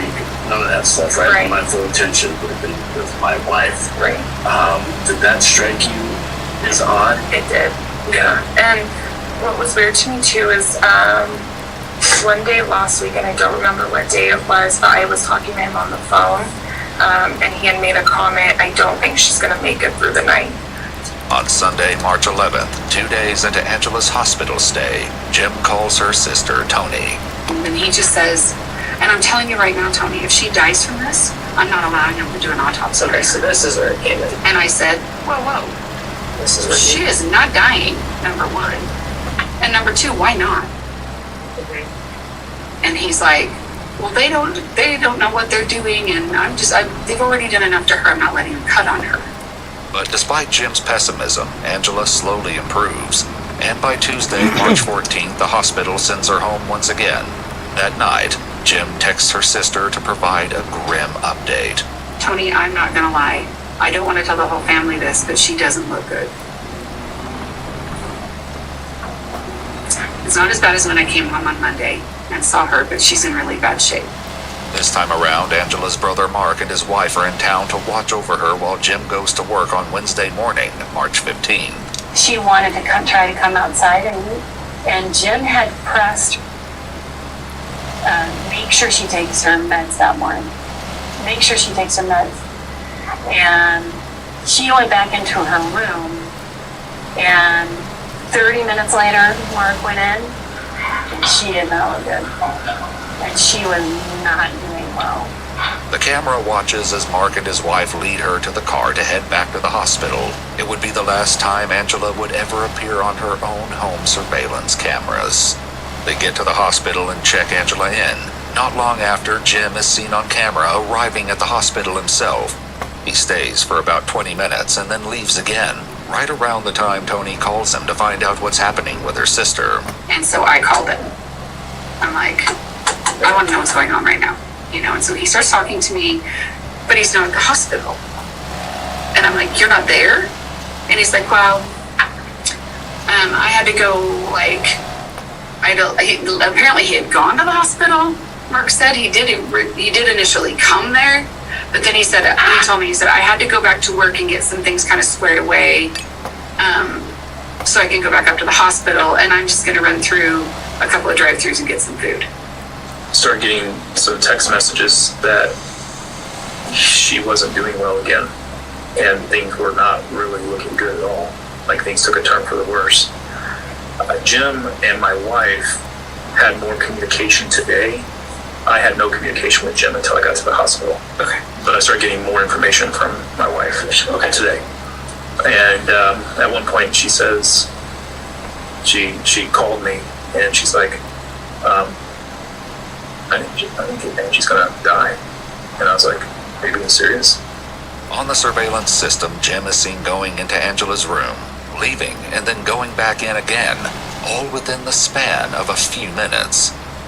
Jim stays in her room for only 1 minute this last time, and when he comes out again, it's very obvious that Angela's condition has suddenly and dramatically changed. There was a whole slew of doctors, there was like 5 of them. I was like, this is not good. I know how to do it. I was like, this is not good. They're bringing witnesses, a panel of witnesses. And I looked at my wife and I said, that's not good. And as soon as the door opened, after 10 minutes, Jim came out and was just bawling. And they basically told me that she's not going to make it. The next thing I get, he says, hang on, crash. Who kind of a sick person does that? And I'm panicked. They said, what crash, Jim? Are they able to bring her back? I don't know what's going on. They think seizure. Intubating her. Why? Now I know it's really bad because they're intubating her. Can't get the tube in. Emergency anesthesia team is paged. What? Why? She's not maintaining her airway, bagging her. Cannot get the breathing tube in. What does the anesthesia team do? Get the tube in. Are they there yet? I mean, I'm just panicking. The staff at University Hospital does everything they can to bring Angela back following a seizure and a rapid medical decline, but it's no use. Because she's an organ donor, she's put on life support in the ICU. But just as her family and friends begin to face this tragic ending, an unimaginable suspicion arises. It comes via Jim's office manager, Caitlin, who reveals that she's been holding on to a dreadful secret. So I called Jackie and I told her, I'm going to tell you something and it's going to sound really insane. She said, I know what you're going to say. I have the same thought. And I said, well, what do you mean? And she goes, well, I have the same thought that maybe Dr. Craig has something to do with this. As Caitlin continues to share, it becomes clear that this is far more than idle speculation. In the 60s, the Canada Pension Plan was created to establish a modest but guaranteed benefit for all working Canadians and to help keep seniors out of poverty in retirement. But by the 90s, the number of retirees was going up faster than Canadians working, and someone realized we're going to need Monday the 6th, Dr. Craig, his wife, got really sick.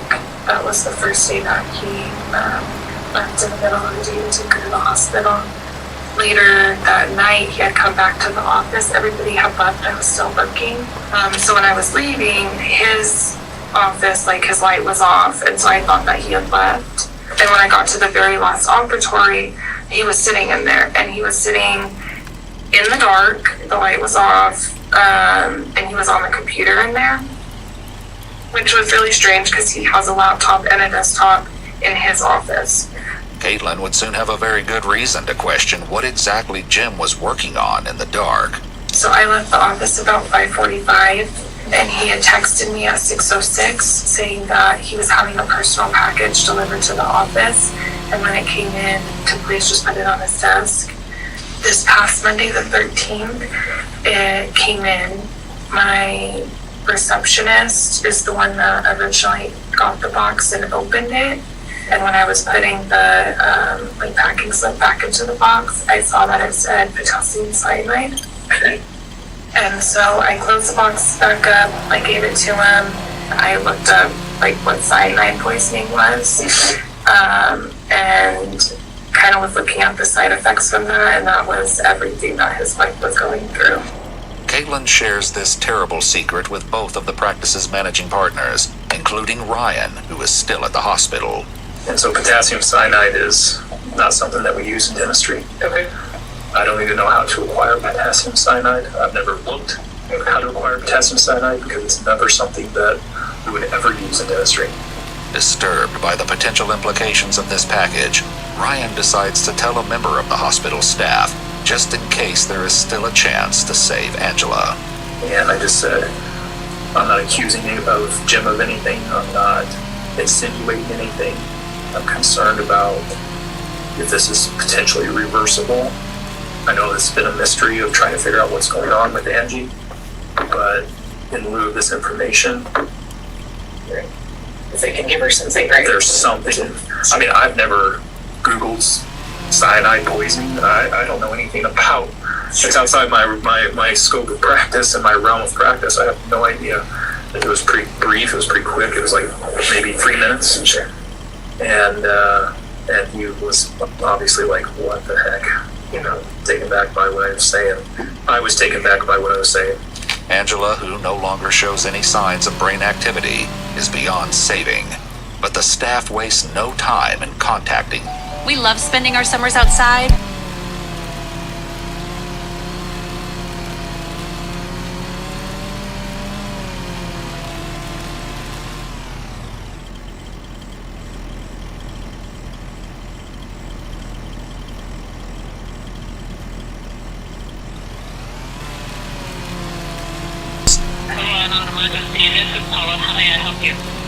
Hi, my name is Chelsea. I am one of the family patients here at University Hospital. I am needing to make a mandated FBI report, MPD, and I need all my service cards. We have a suspected potassium cyanide poisoning. It doesn't take long before Jim begins to realize that something is up. One of his first moves is to give Ryan a call. He says, Ryan, I got some disturbing news. And I said, did you say something to somebody? And I said, yeah, I did. And I told him exactly what I said to the nurse. And I said, Jim, what was in the package? I said, did you order a package? He said, kind of paused. He said, yeah, I did. I said, what was in the package? He goes, oh, it was a ring for Angie. It's going to be a surprise. And I said, Jim, that's not what was in the package. And he goes, what do you mean? And I was like, the package was open. And he's like, no, it wasn't. I said, yes, it was, Jim. Jim, I know what's in the package. And he wouldn't admit to what was in the package. And I said, Jim, potassium cyanide was in the package. Why do you have potassium cyanide? The shocking answer to that question is one that Jim will give to many people before this investigation is finished. But when police go out to his house that night, his lips are sealed. Alright, so you'll have to deal with him then too, so he won't be allowed either. I mean, absolutely nobody can go in, so. Okay, that's fine. I'm sorry. No, that's all right. Alright. Say, Brian, we got the husband right here. Did you talk to any officers up there? No. Okay. I think our detectives are going to want to talk to you. Okay. Would that be okay? I think so. Okay. I've never done this before. Do I need to do like on the shows and say hello or something? No, you're not a suspect or anything that I'm aware of. They just want to, see what's going on here. Can you hang tight for a second? I'm going to give them a call and see what they want to, if they want you to come in or whatever. A few minutes later, the officer returns. I want to know if you'll just meet him down the station there. I will, and I think I have. Well, I think I have the information that they're looking for, but I'm scared to death to share it without an attorney. So I'll go down there, but I don't want to talk to my without an attorney. Okay. But I have the information they're looking for, and I'm not dangerous. And I'm not a flight. It's completely voluntary. You don't have to. I mean, we're not forcing you to go. Okay. But I do want to talk to him. Okay. I just want to go with an attorney. Jim isn't talking, but the police tell him and his family that they'll have to stay somewhere else for the time being. Yeah, I mean, you're free to go. You're not under arrest or anything like that. So they'll be in touch with you. Okay. I pulled up. Vigil. I didn't know. This is a place. The next day, the cops search Summerbrook Dental, and 2 detectives assigned to the case head out to see Jim. I'm Detective Olson. This is Detective Groff. Okay. I guess we're coming to, talk to you or kind of see if you want to talk to us. Okay. Is that something you're interested in? No. Okay. And that's fine. So we have a search warrant for this house, but basically for your cell phone, Angela's cell phone, your wallet, and or your laptop. Okay. The detectives ask Jim to come out to his truck so they can photograph the contents of his wallet. So, am I a suspect in something right now then? So here's where we're at.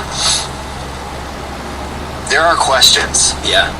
And I have based answers. on what we've heard. Yeah. I know what they are and I have the answers. Okay, well, until they're answered, it's hard to say yes or no to what you just asked me. Am I a suspect or not? Well, I guess it kind of depends. It kind of depends how this shakes out. We're hoping this takes that turn and it's not as big a deal as it sounds, but we're gonna still treat it like it could be criminal until we find out otherwise. But your attorney's gonna tell you I just not to talk to us without them there. I know. So no, I guess what I mean is there's gonna be a funeral coming up. I just don't want to be like handcuffed in front of my kids while I'm making funeral preps and taking off Well, the tail. and that's why we tried to call Jennifer today, and that's why I knocked on the door lightly, and we didn't come like we're just in our jackets for the decency of your family. Later that day, Tony, who has arrived in town with several of Angela's other siblings, has 2 interactions with Jim that strike her as off-key. And he comes over and he goes, I have a funny story. I think you guys will appreciate it. He's like, yeah, we're in the car, and said, now that Mom's gone, can we watch Sharknado? I looked at him. God, are you kidding me? But I thought, what is that? So now that Mom's gone, we're going to do everything bad. Then he goes, yeah, I just did all of her laundry, and we're very picky laundry people. I'm like, whites do not go with any other color. I have everything separated. Half of it's dried out, and he's like, yeah, I did all her laundry, and I stuck everything in the same load just to stick it to her. Out loud, no. 2 days later, on March 18th, Angela is taken off life support and passes away. That night, Detective Olson asks Jim to meet them so they can give him his phone back. But as Jim soon finds... Guess what? Turns out...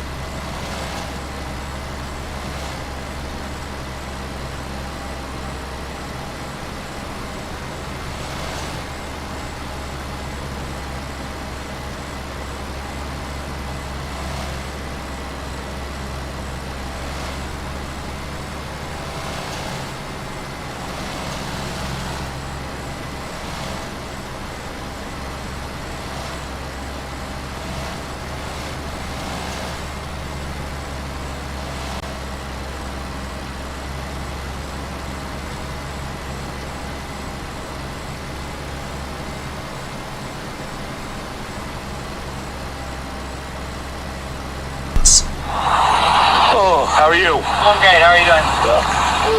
Yeah. Hello. Hi. Hi, Bob. You are under arrest. Okay. Okay, first degree murder. Okay. I didn't expect this. Yeah, so I knew that. I thought I was just giving feedback. As Jim is taken into custody, a detective lays it out for his brother. Just for you and the family, I mean, obviously this is shocking. From our standpoint, he's responsible for Angela's death. Okay, no doubt in our mind. In this case, then, are we just supposed to proceed through the funeral without him? Yes, he's not going to be able to get out of jail. I mean, if you guys be able to attend the funeral? No. No. He won't have a bond, so he won't be able to get out. And I think if you really sit back and wrap your mind around it, I don't think he should be at the funeral. He's accomplished the people's behalf, at least. Still innocent until proven guilty. It's true. Report, right? It's true. But I just want to give you a heads up that that's why we're here, and that's why he's got a warrant for his arrest, and that's why he's in custody. But there's a vast difference between being arrested and being convicted, and there is much more to this story than meets the eye. They do have an arrest warrant for the murder of Angela. Oh gosh. So I know that, you've expressed times you have the answers and want to tell us. I just want to give you that opportunity to tell us what you know. And if you have insight on kind of what happened, or, I mean, I know you've talked to DHS, Department of Human Services, and you've kind of alluded when I've talked to you. I just wanted to just give you the opportunity. I really want that. I haven't had my phone, so I haven't been able to talk to the attorney that I reached out to. Because as you can imagine, this is terrifying for me. And you both seem very nice and like you're on my side, but I know how this works, and I don't want to incriminate myself or say anything stupid. Or there are answers. This makes a lot of sense once those answers come out, but I don't know how to navigate this. I've never done this before, and I'm scared to death. Although Jim is still reluctant to tell his side of the story, he does have one thing he wants to make perfectly clear. I can tell you I did not kill my wife. After establishing that he won't be getting out of jail tonight because he's not been given a bond, Jim tries to see if there might be another way. And then what happens if I talk to you and tell you everything I know? Then what? Every case is different, so we can't really, I guess, give you direction, if that makes sense, because we don't know what information you have. So we only know what we have currently. And what do you have currently? Well, that's typically how we do this, is if we're going to have a conversation, we would Mirandize you, and then you would talk to us, and we would talk to you, type of thing. We don't go into all the details of what we have, because this is your opportunity to talk, really, if you want to. Oh my gosh. I have all of the answers that you need, but I can't talk. I can't. The one attorney that I've talked to has said, don't say anything because you could just incriminate yourself, and I'm totally naive in this. I don't know what I'm doing. And you both seem very nice, but I know that your job is to put me away. Well, our job is to figure out what happened. Our point is not to put you away, it's to put the person away that caused this to your wife. And that's where we're at. Person is my wife. With that stunning question, Jim again falls into silence. But this isn't the first investigators have heard of this explanation. Jim floated it for the first time in that phone call with his business partner. I said, "Why do you need the desk or something?" And he said, he's like, pauses with deep breaths. He goes, "I ordered it for her." And he basically said that he had ordered the potassium cyanide and arrested. He bought it for her, and that it was a game of chicken. He said, "I've known it. I actually didn't think she would use it." He insinuated that she took it on her own. He started saying things like, "This looks bad." I said, "Jim," I said, "Yeah, it does." I said, "I think you should stop talking to me." I said, "I think you need a lawyer." When detectives ask Angela's family and friends what they think about Jim's explanation, they're more than a little skeptical that Angela would do such a thing, no matter how bad her marriage was. She wouldn't take something slowly to put herself in absolute pain and fear for 10 days. I'd be surprised. That would shock me if she was. That's not her personality. I will say this, Angie,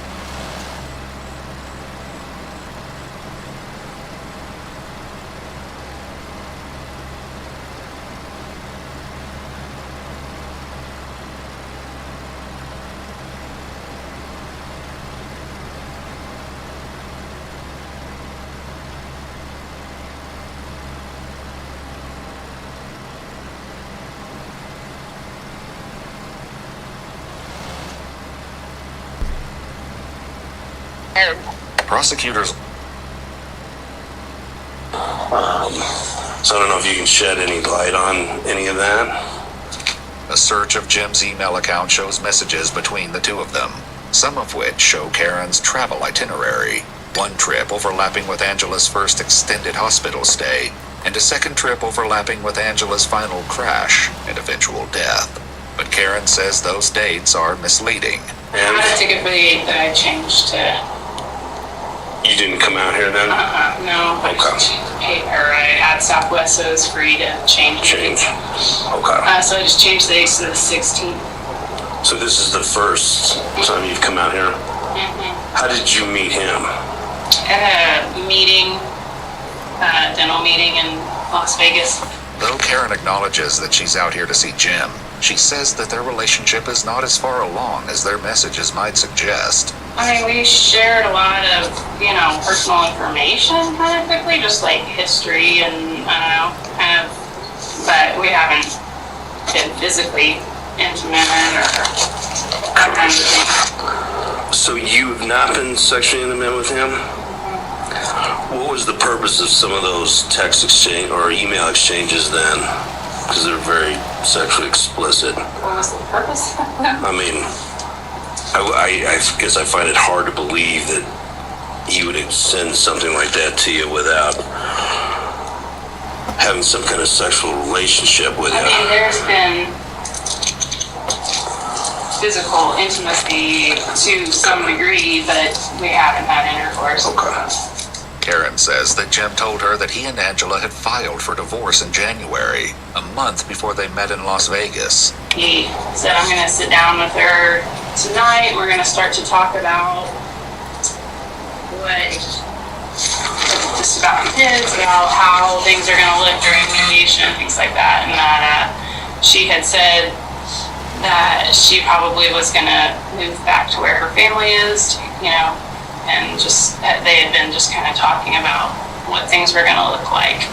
He said, he did tell me when they talked that night, I'm kind of worried that she might hurt herself.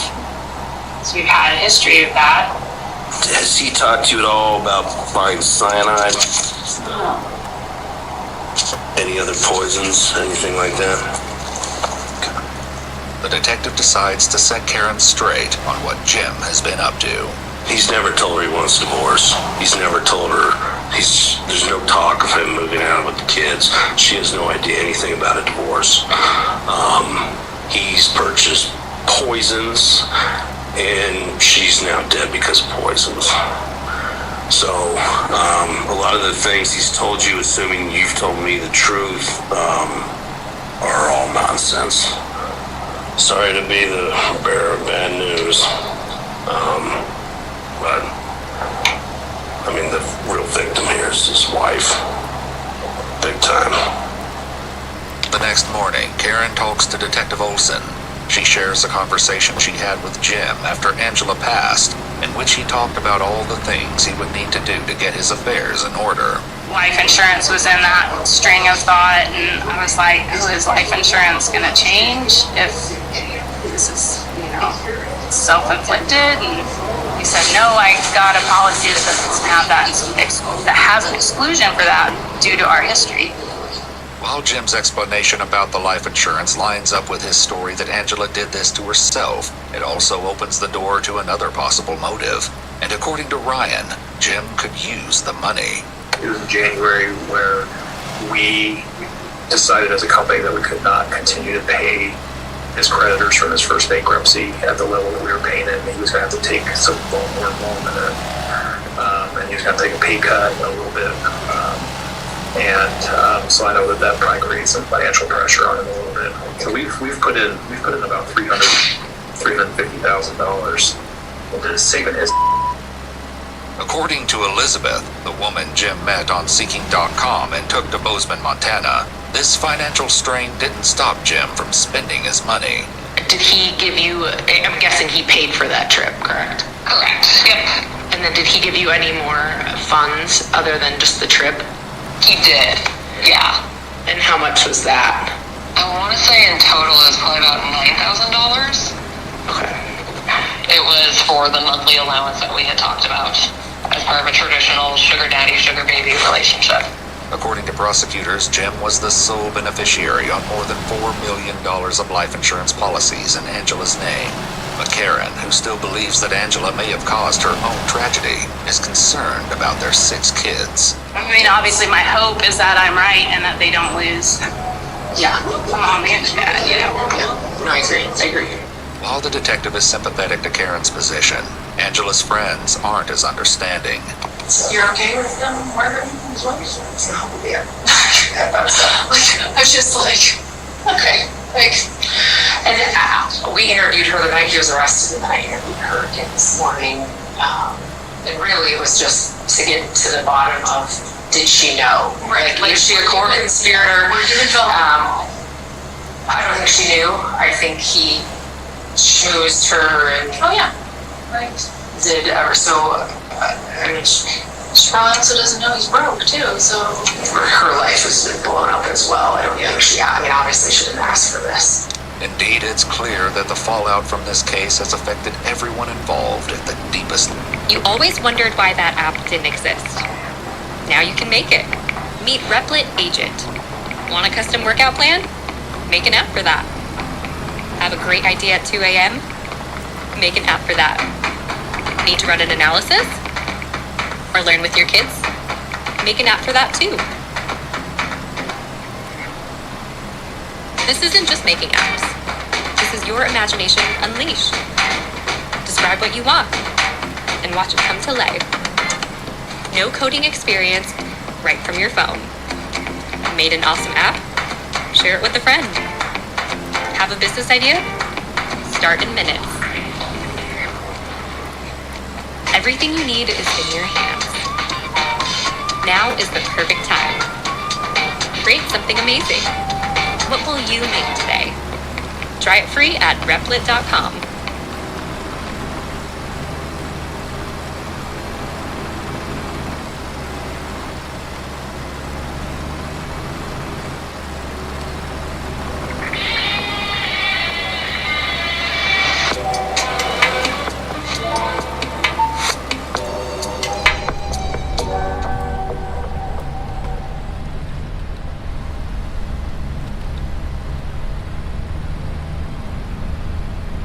Level. It just is psychotic. It just is a whole another layer of just wicked. To watch your kids. Who does that? And I know we don't know anything, but just the thought of who does that. Indeed, not even Detective Olson is immune to the emotional weight of this tragedy. I have never broke down. This case, it feels so bad. It is tragic. I hate these kids. They're so innocent. I know kids are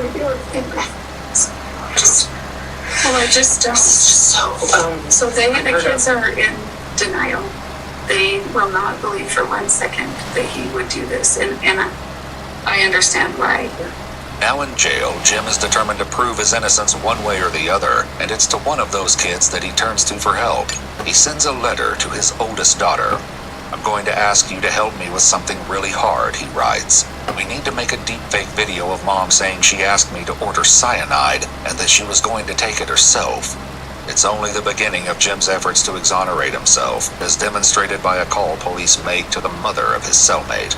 So in the letter that is addressed to both, it says Becca and Will, so I presume obviously you go by Becca sometimes.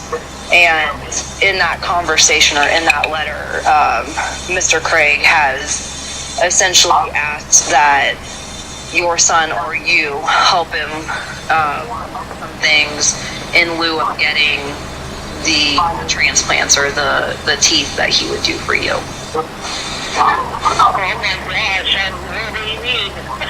So basically he has asked, that, whoever responds to him doesn't use their legal government name, like they use like a code name, or they use, even if it's like a nickname, you know what I mean? But that way that you guys would not be traceable to him. And in turn, that person would get a burner phone and a fake ID and essentially help him, and then they would give you the teeth or plans in return.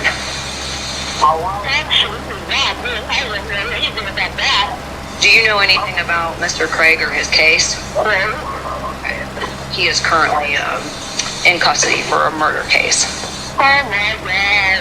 Prosecutors also allege that Jim tried to hire a fellow prisoner named Nathaniel to kill Detective Olson, the lead investigator on the case. When that plan fails, he writes to Nathaniel's ex-wife Cassie, explaining to her that he's been framed by his business partner. He asks her to go to the district attorney, pretending to be a friend of Angela's who can testify that she was suffering from depression and planning to end her own suffering. He also asks that she use her expertise in Photoshop to spoof text messages that can help sell the story. He also reaches out to Karen, the orthodontist he met in Vegas. He had sent me a message through the Getting Out app that he had sent me letters and basically just saying he was innocent, he had been taken out of the world, an innocent man with no recourse, and yada yada. You know, it's just like, okay, you know, regardless of your innocence in this death, you were such a liar. I mean, there was so much honesty. Even if you're completely innocent of how she passed away, it's like there was such a high level of just living two lives. Yep, 100%. Which is just mind-boggling. Yeah. It's scary. Yeah. And I haven't dated somebody in 30 years. Yeah. This is what I do. My first date in 30 freaking years. This is where I am. In their investigation, police discovered that Jim communicated with Karen using an email address he created only 4 days after meeting her in Las Vegas. They also take a look at Jim's devices and search history, where a bleak picture begins to develop. So there's nothing really on his phone. There's nothing on his laptop. Computer number 9, and examiner number 9. He's searching, will arsenic show up in an autopsy where the top most 5 undetectable poisons to kill a human. I can go on and on. And it's absolutely sickening.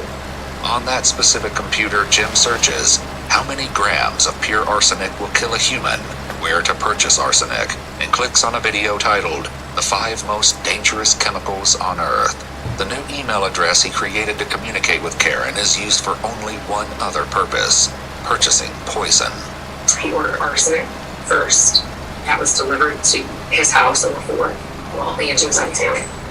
The outside surveillance cameras show the mail truck drive past Jim's house on March 4th. A short while later, Jim is seen walking down the street. He returns minutes later with a couple of envelopes in his hand.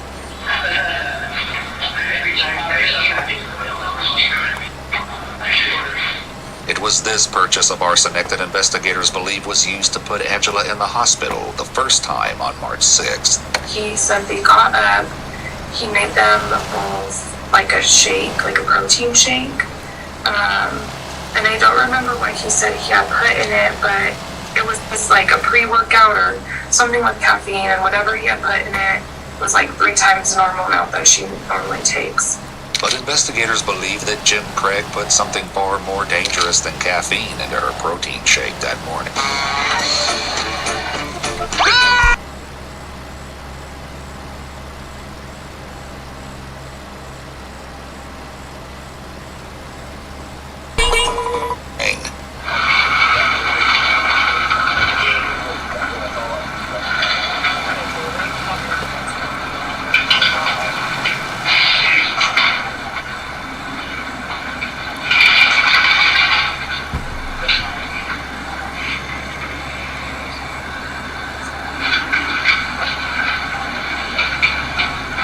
Before leaving for work that morning, Jim has a question.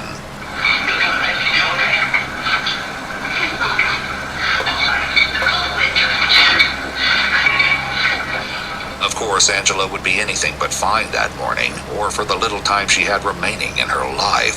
But as investigators would see for themselves, that single dose of arsenic didn't get the job done. He also ordered, it's oleander. It's like an extremely poisonous plant, but obviously you can get the derivatives out of it. But that was still en route. So actually, I think it's coming to Denver today. With the oleander delayed and the potassium cyanide not due for days, Jim is forced to improvise. On the night of March 8th, he leaves his house at 10:40 p.m. He arrives back home 15 minutes later at 10:55. Police later find out that during this time, he purchased 12 bottles of eye redness drops at the local grocery store. The next morning, Jim makes his wife another drink and turns the TV on for her before going to work.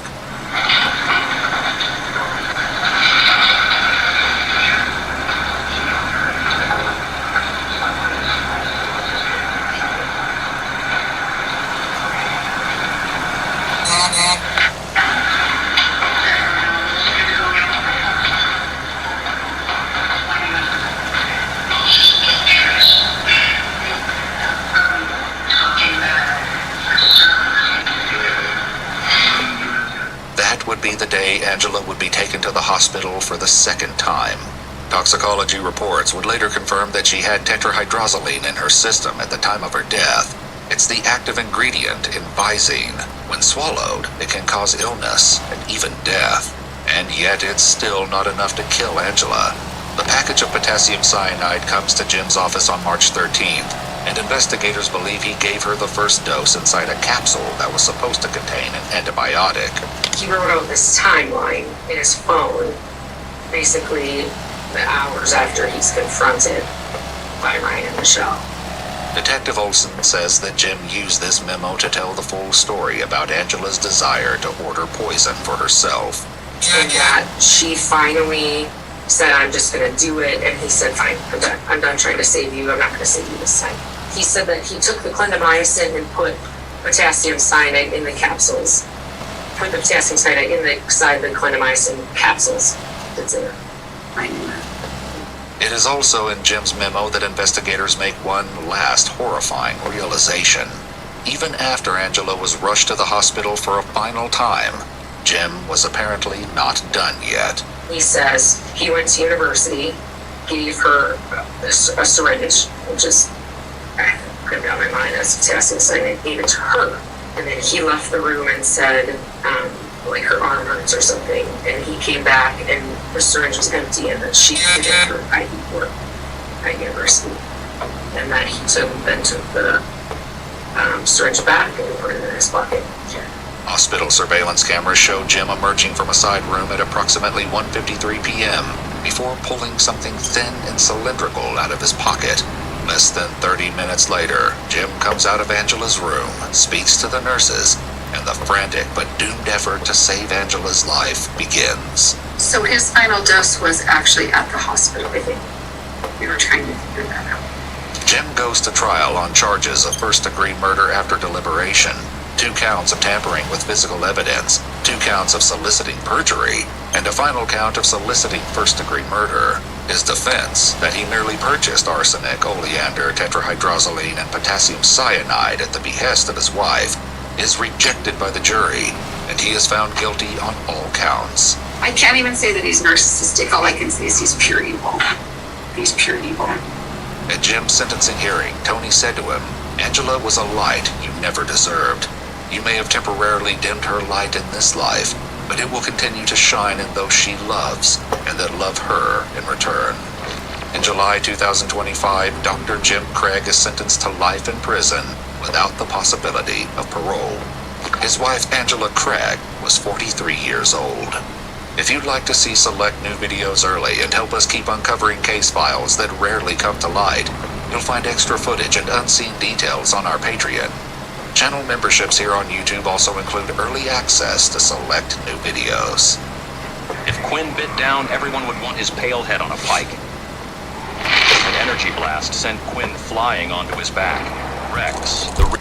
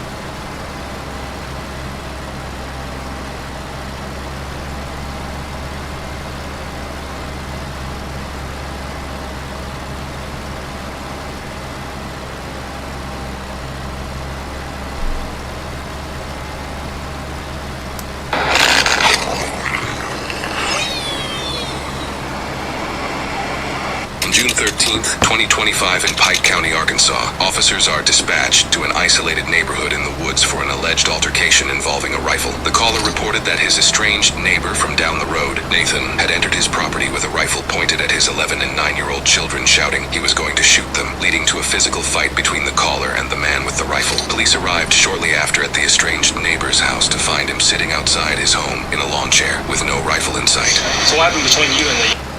I told them that, like, I wish they had not bulldozed the spot across the creek because they disrupted the creek. You cannot own the land on 50 yards on either side of the creek because it runs down into Lake Greason. So how did it get to the point where everything got physical? I might have been a smart ass or whatever, but, I told them I wish they had not bulldozed. I think, like, about a 14 or 15-year-old guy answered.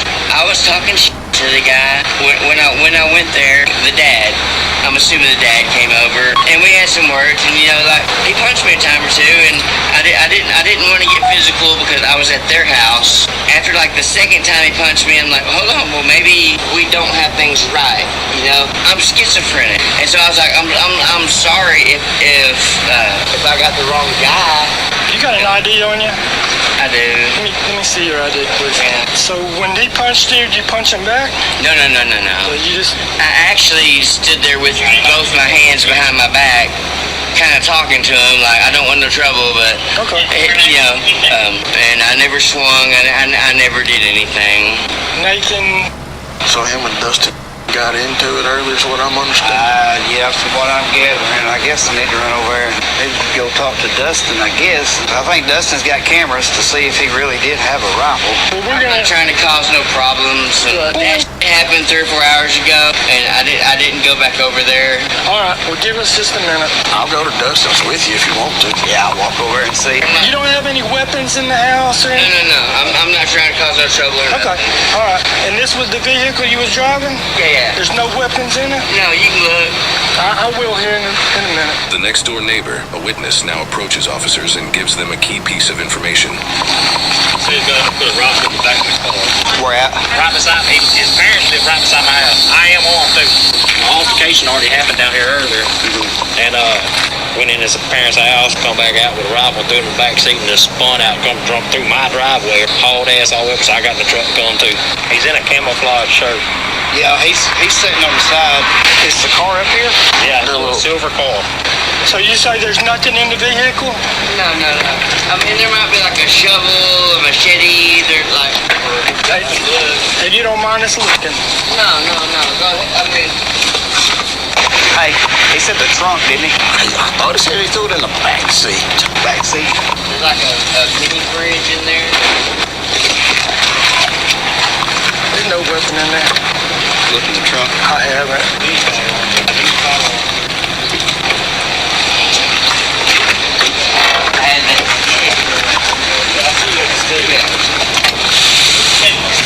That's what he said was in here. So what's Dustin saying? I hadn't talked to Dustin yet. Oh, okay. His side of the story is he went over on his property and told him that he didn't appreciate him bulldozing down around the creek down there. And he said he was being a smartass, and that's what he ended up getting. I mean, that's exactly his words. He was being a smartass. Okay. And but Dustin come out and popped him, so. So is that stick right there that he had in his hand, I'm assuming? Yeah, that's the walking thing. That's what he had in his hand. Which, at a distance it might, everybody's heated and excited. It may look like a gun. We need to go get Dustin's statement. Randy, the guy that we just talked to, they're the ones that seen him get a gun at his mom and dad's house. Oh, really? Spun out and came up here. He said it's a rifle. He said, I know. He had a rifle in his hand. His mom and dad would know. Yeah, they'll be honest with you. I don't know. I don't know if they'll be honest. Guess what?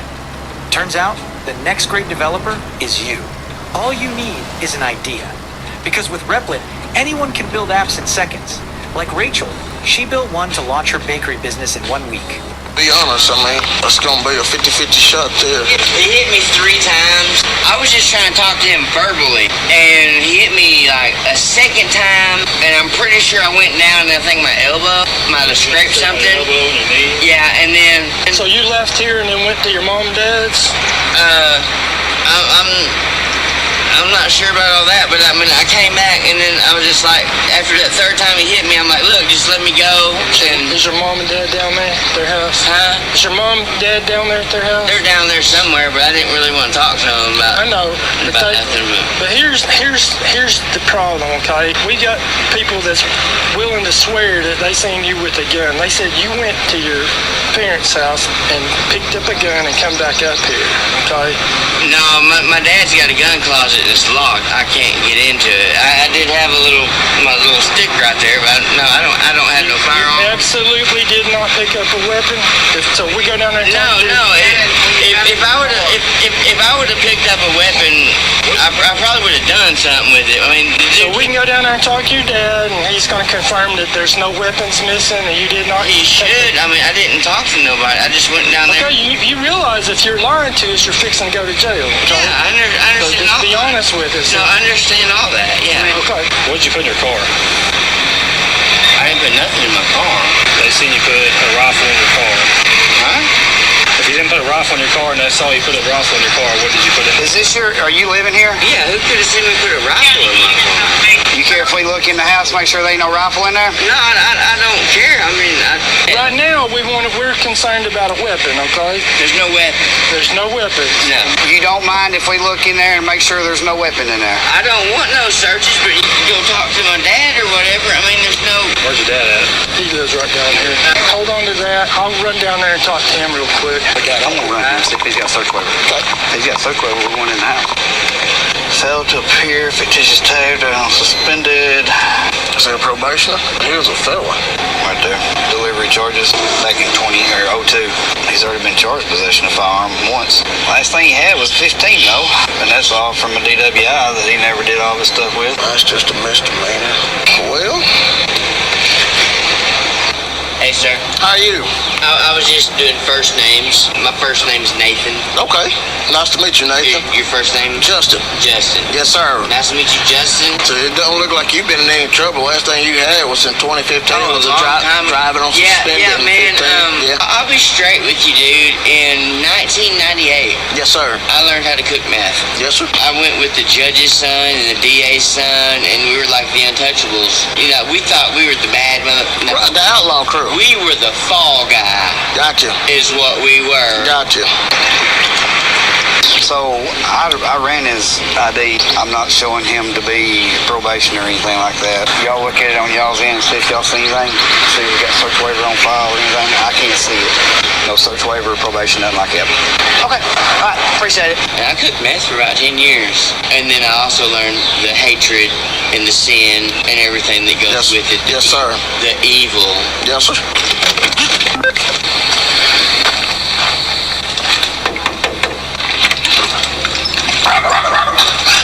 Hey there, puppy. How you doing there, bud? I was wondering, He's not gonna let you. Come on in.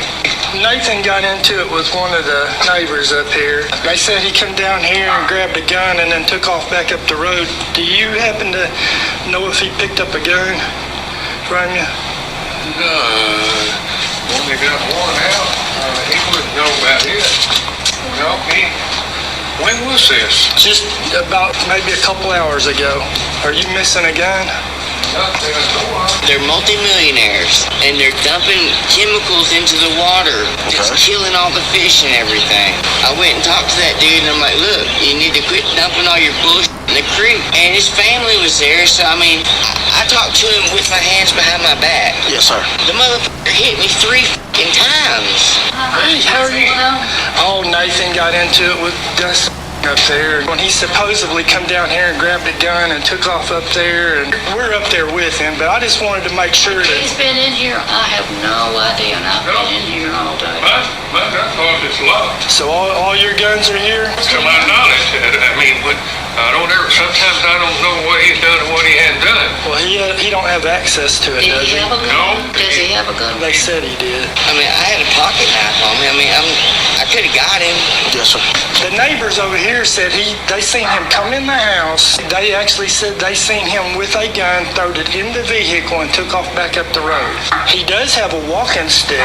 Yeah. And I'm just wondering if they didn't mistake that for. He does have a stick, He and ain't it's been not here all here. day. I want nature to be how it is. Correct. We all live in America and we all want to get along. I want to be able to catch some perch. I don't want all his damn chemicals killing Lake Greason. And so here I am stuck with this multi-millionaire that's killing Lake Greason. And all I'm thinking is I want to catch perch. Is he drinking? I don't know if he has or hadn't. I'm just. I want to tell you something. He's been real depressed. He's been talking about. Okay. He needs some help. That's for sure. He's been psychotic for the last 2-3 days. And this motherfucker has so much money, I can't do nothing about it but say, look, I'm poor white trash, but I want my perch to live in that creek. My gun closet's locked. He knows how to take the whole door off. Oh, yeah. Okay, so I don't know why these people, your neighbors, said that they saw him come out of your house with a gun. I wasn't here. I have no clue. When this thing happened? This was a couple hours ago. Do I look like I'm making anything up? No, sir. No, sir. You don't even look like you're aggressive to me. I'm just gonna tell you that right now. I'm broken hearted. Until we go over and talk to him, I honestly can't tell you where it all went wrong yet. Listen, I want to warn you that he's the type that.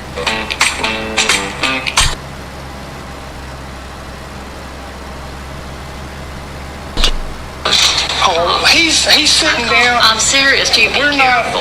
Be careful. We're fine. He's over there sitting down talking to my other buddies, and we ain't got a problem with I him. just don't want anything to happen to you guys. No. He's no threat to us. Yeah, but the thing is, in the past, he's talked about trying to set it up so the cops would. You might think I sound crazy. I don't think you sound crazy. But I'm in the bloodline of a shaman. Would you just step inside and look at my house? I can. I'll keep my hands behind my back, or what. I just want you to see the Native American effigies and things that I have that show you I'm not bullshit. I want you to feel 100% secure. Well, I feel that anyhow. I don't feel. Okay, good. I don't feel like there's a threat. I got you in my bubble because I don't think you're violent at 100%. If you were violent, you would have showed aggression. I'm heartbroken. Right. You would have showed aggression if you was violent to me already. You don't show that to me. Will you step inside? We can. And just let me show you. Yes. My belief system? Yes. Really? Yes. Okay.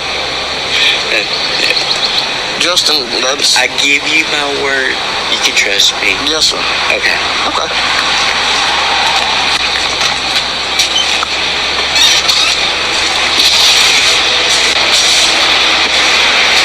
Okay. I'm a shaman. Look. This is a dream catcher. Yes, sir. But look. Love. Peace. Joy. Yes. That's what that produces for me. Correct. Now, a shaman can make a reverse. I'm just having a heart-to-heart with him. No. If that's your buddy, tell him come on in. He said if you want. Hey, come on, bud. Okay. Come on. No, they're fine. Okay. They're fine. Now, a shaman can make a reverse dream catcher to produce nightmares.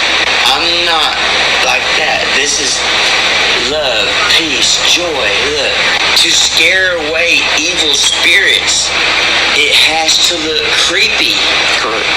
Okay? Correct. Okay. My baboon skull. My deer skull. My hog. The Indian in the cupboard. Correct. This is a horse effigy kneeling down. A woman holding a baby.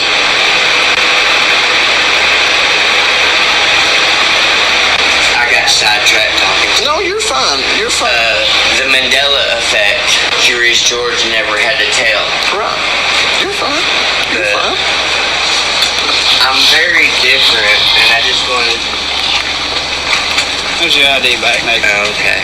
He's been in and out of psychiatric help for years. Yeah, I know. I've been down here before. So he went over there to their house. He told me he did, and he told me he was being a smartass. He can be one. Yeah, I mean, I'm just telling you what he told me. All right, thank you. I'm glad to see so many of y'all are here because I came so close to killing him. No, y'all look at me. I let him hit me 3 times because his children were there. I could have snuffed him quick. Let's come back down here. That's where you want to be at. I like you. I like you. Can I get a little closer? After hearing about the altercation, Nathan's father now comes down the road to join the conversation. Hey, Dad, I'm gonna tell you straight up. If it keeps poisoning that creek, I'm gonna kill him. You don't need to know nothing else. I let him punch me 3 times because I was not gonna smoke his ass in front of his kids. Now you know me, Dad. You look at me. I let him punch me 3 times because I was not gonna kill him in front of his kids. You know Spencer, our cousin, Arkansas Game Fish Commission. Okay. You know we're affiliated. Okay. All right. I'm gonna go over here and talk to Dustin. You just keep it. Remember, we're gonna keep it down here, all right? Let's stay over here instead of going over there. I like you, but I like him a little bit. Hey, that's fine. I like him a little bit better. That's fine. I want to hear it. I want to hear it. Hey. Take care of yourself. Hey, I want to tell you something straight up. Like, black and white unite. Yes, sir. I think everything's fine. There's no gun involved or I don't nothing think like he that. has one of my farm. Right. He's been drinking quite a bit today. He gets crazy when he drinks because he's on medication for his depression. So he's manic depressive. He's bipolar. Gotcha. Black and white unite. Color stupid, all that shit. I just wanted you to know, like, I'm somebody got your back more than you would ever f***ing know. I appreciate that. Let me know what happens, okay? Somebody just call and give me kind of heads up. Okay. Remember my name? I will. I'm on your side. Yes, sir. I'm on your side. I just need you to keep it. Remember, we're gonna keep it at this level for tonight. Please just look at me in my eye. Right. Look at me in that one eye. Look at me in this one. Hold up. We got you. A trooper returns after speaking with the victims, Dustin and his family, and he reveals their side of the story. All right, brother. What'd y'all figure out? They definitely saw him with a gun. They're all terrified that he's gonna come over there tonight and try to cause problems, get us called out, either shoot somebody or get us to shoot him, something like that. So I'm fixing to walk around.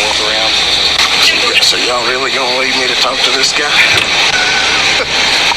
He's taking medication for bipolar. Well, he's got to drinking today. You can't do that with bipolar medication. That's why we're where we're at. As officers begin looking around Nathan's house to see if he dumped a rifle somewhere in the woods, the landlord of Nathan's property and her daughter are now called out to the scene. The daughter, who lives in the area, was luckily a witness to Nathan returning to his house right after the altercation between him and Dustin, and she tells officers exactly what she saw. Basically, we pulled up, and so we seen him come this way. He went straight to his door, so it's either right inside his door or thrown over there, like right just off to the side somewhere. Could you clearly tell it was a rifle gun? It's a gun, yes. I can tell it's a gun. And then he said, he come yelling at us. He said, "You need to get your effing kids inside, or I'm gonna kill them right now too." He said that to who? To your kids? Yes, my kids. We were outside, and he said, "You need to get your kids inside, or I'm gonna f***ing shoot them right now." That's crazy anyway.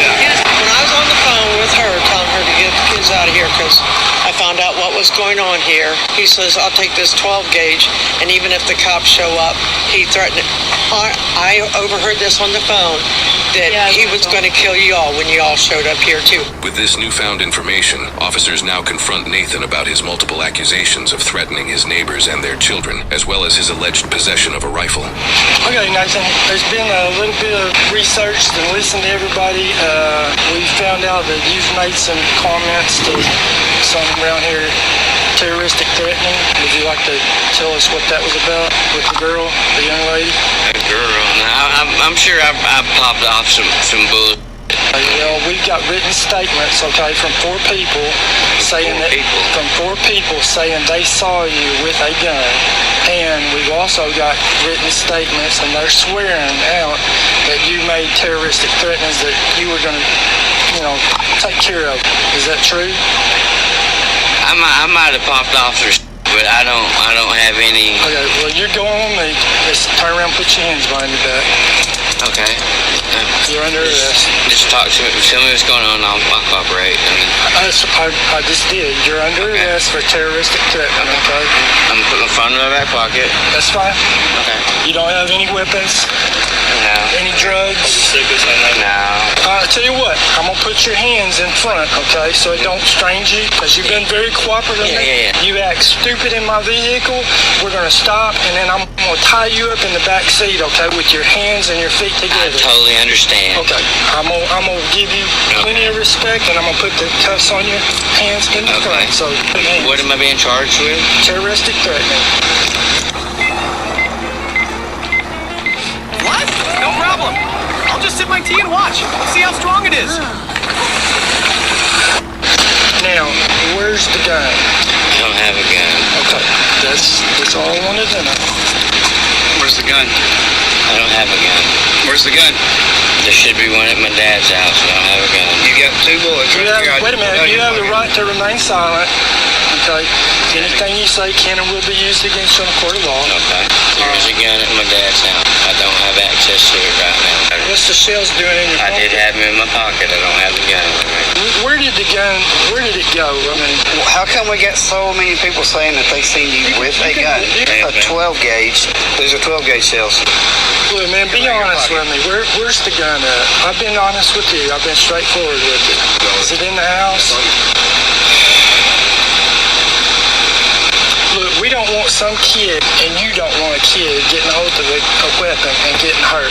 Okay, that would be terrible if a little innocent kid got a hold of a gun and got killed or killed some innocent child. Tell us where the gun's at, man. There's a gun in my dad's closet. There's 3 12 gauges in this house. Is that the one you had? Which one do you have? I have the right to remain silent. You do, but here's the deal, man. And I'm not forcing you to do anything other than try to do the right thing.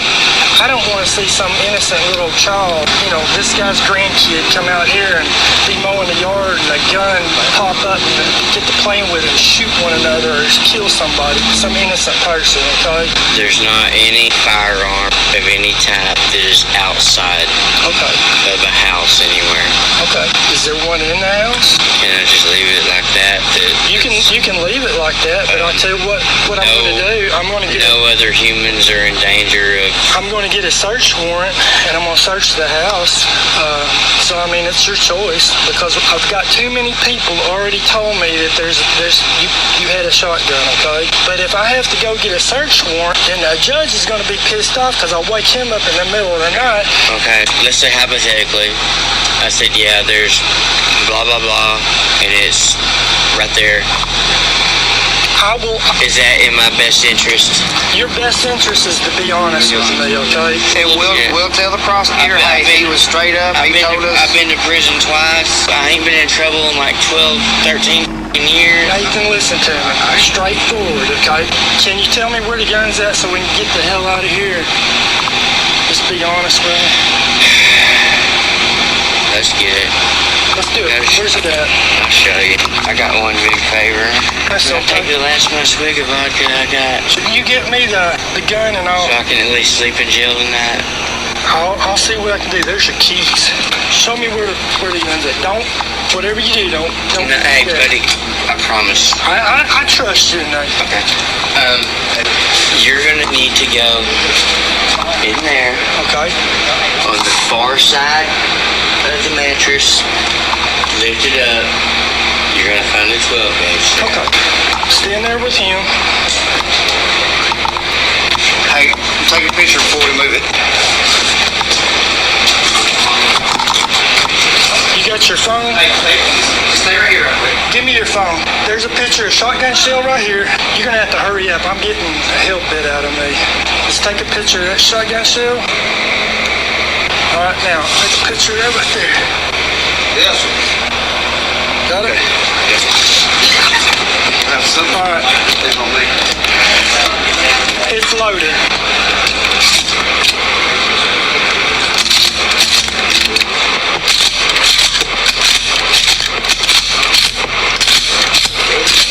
Yep, fully loaded. One in the magazine. That's the one that was on the bed too. All right, Nathan, come on. I'm gonna let you go with me, okay? Okay. One shot. You've been honest with me. I'm gonna. Oh no. You don't have it, so come on. All right, bud, come on. What's that? This is Mountain Dew. All right, get your shot of Mountain Dew. I was gonna see if it was laying in the bottle right there, and then I ain't gonna try to. All right, come on. You ain't got nothing. Take a shot of that Mountain Dew. Let's get the hell out of here. Throw it in the fire. Nathan, I appreciate your honesty, okay?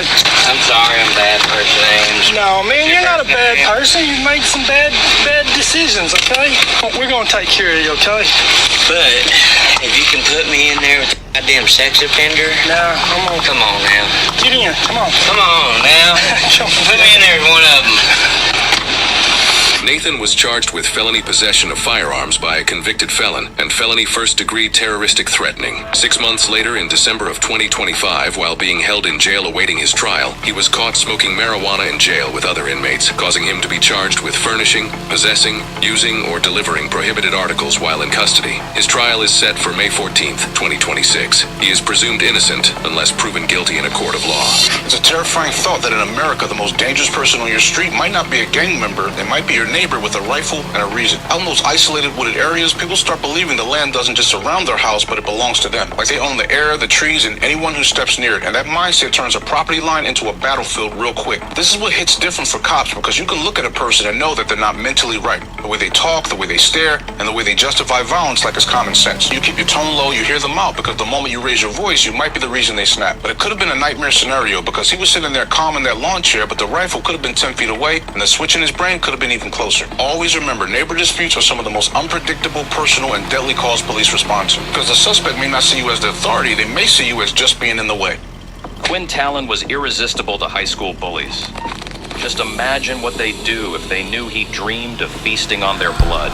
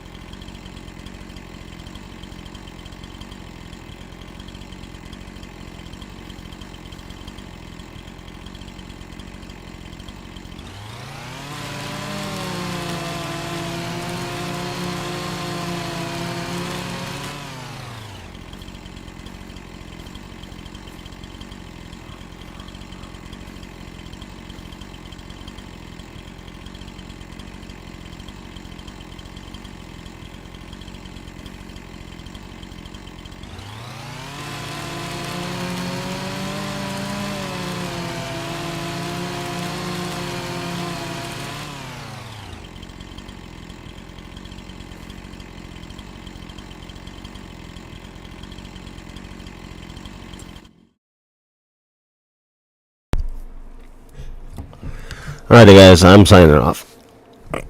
Until next time, have a good evening, guys. Like, share, and subscribe. Talk to you later. Bye.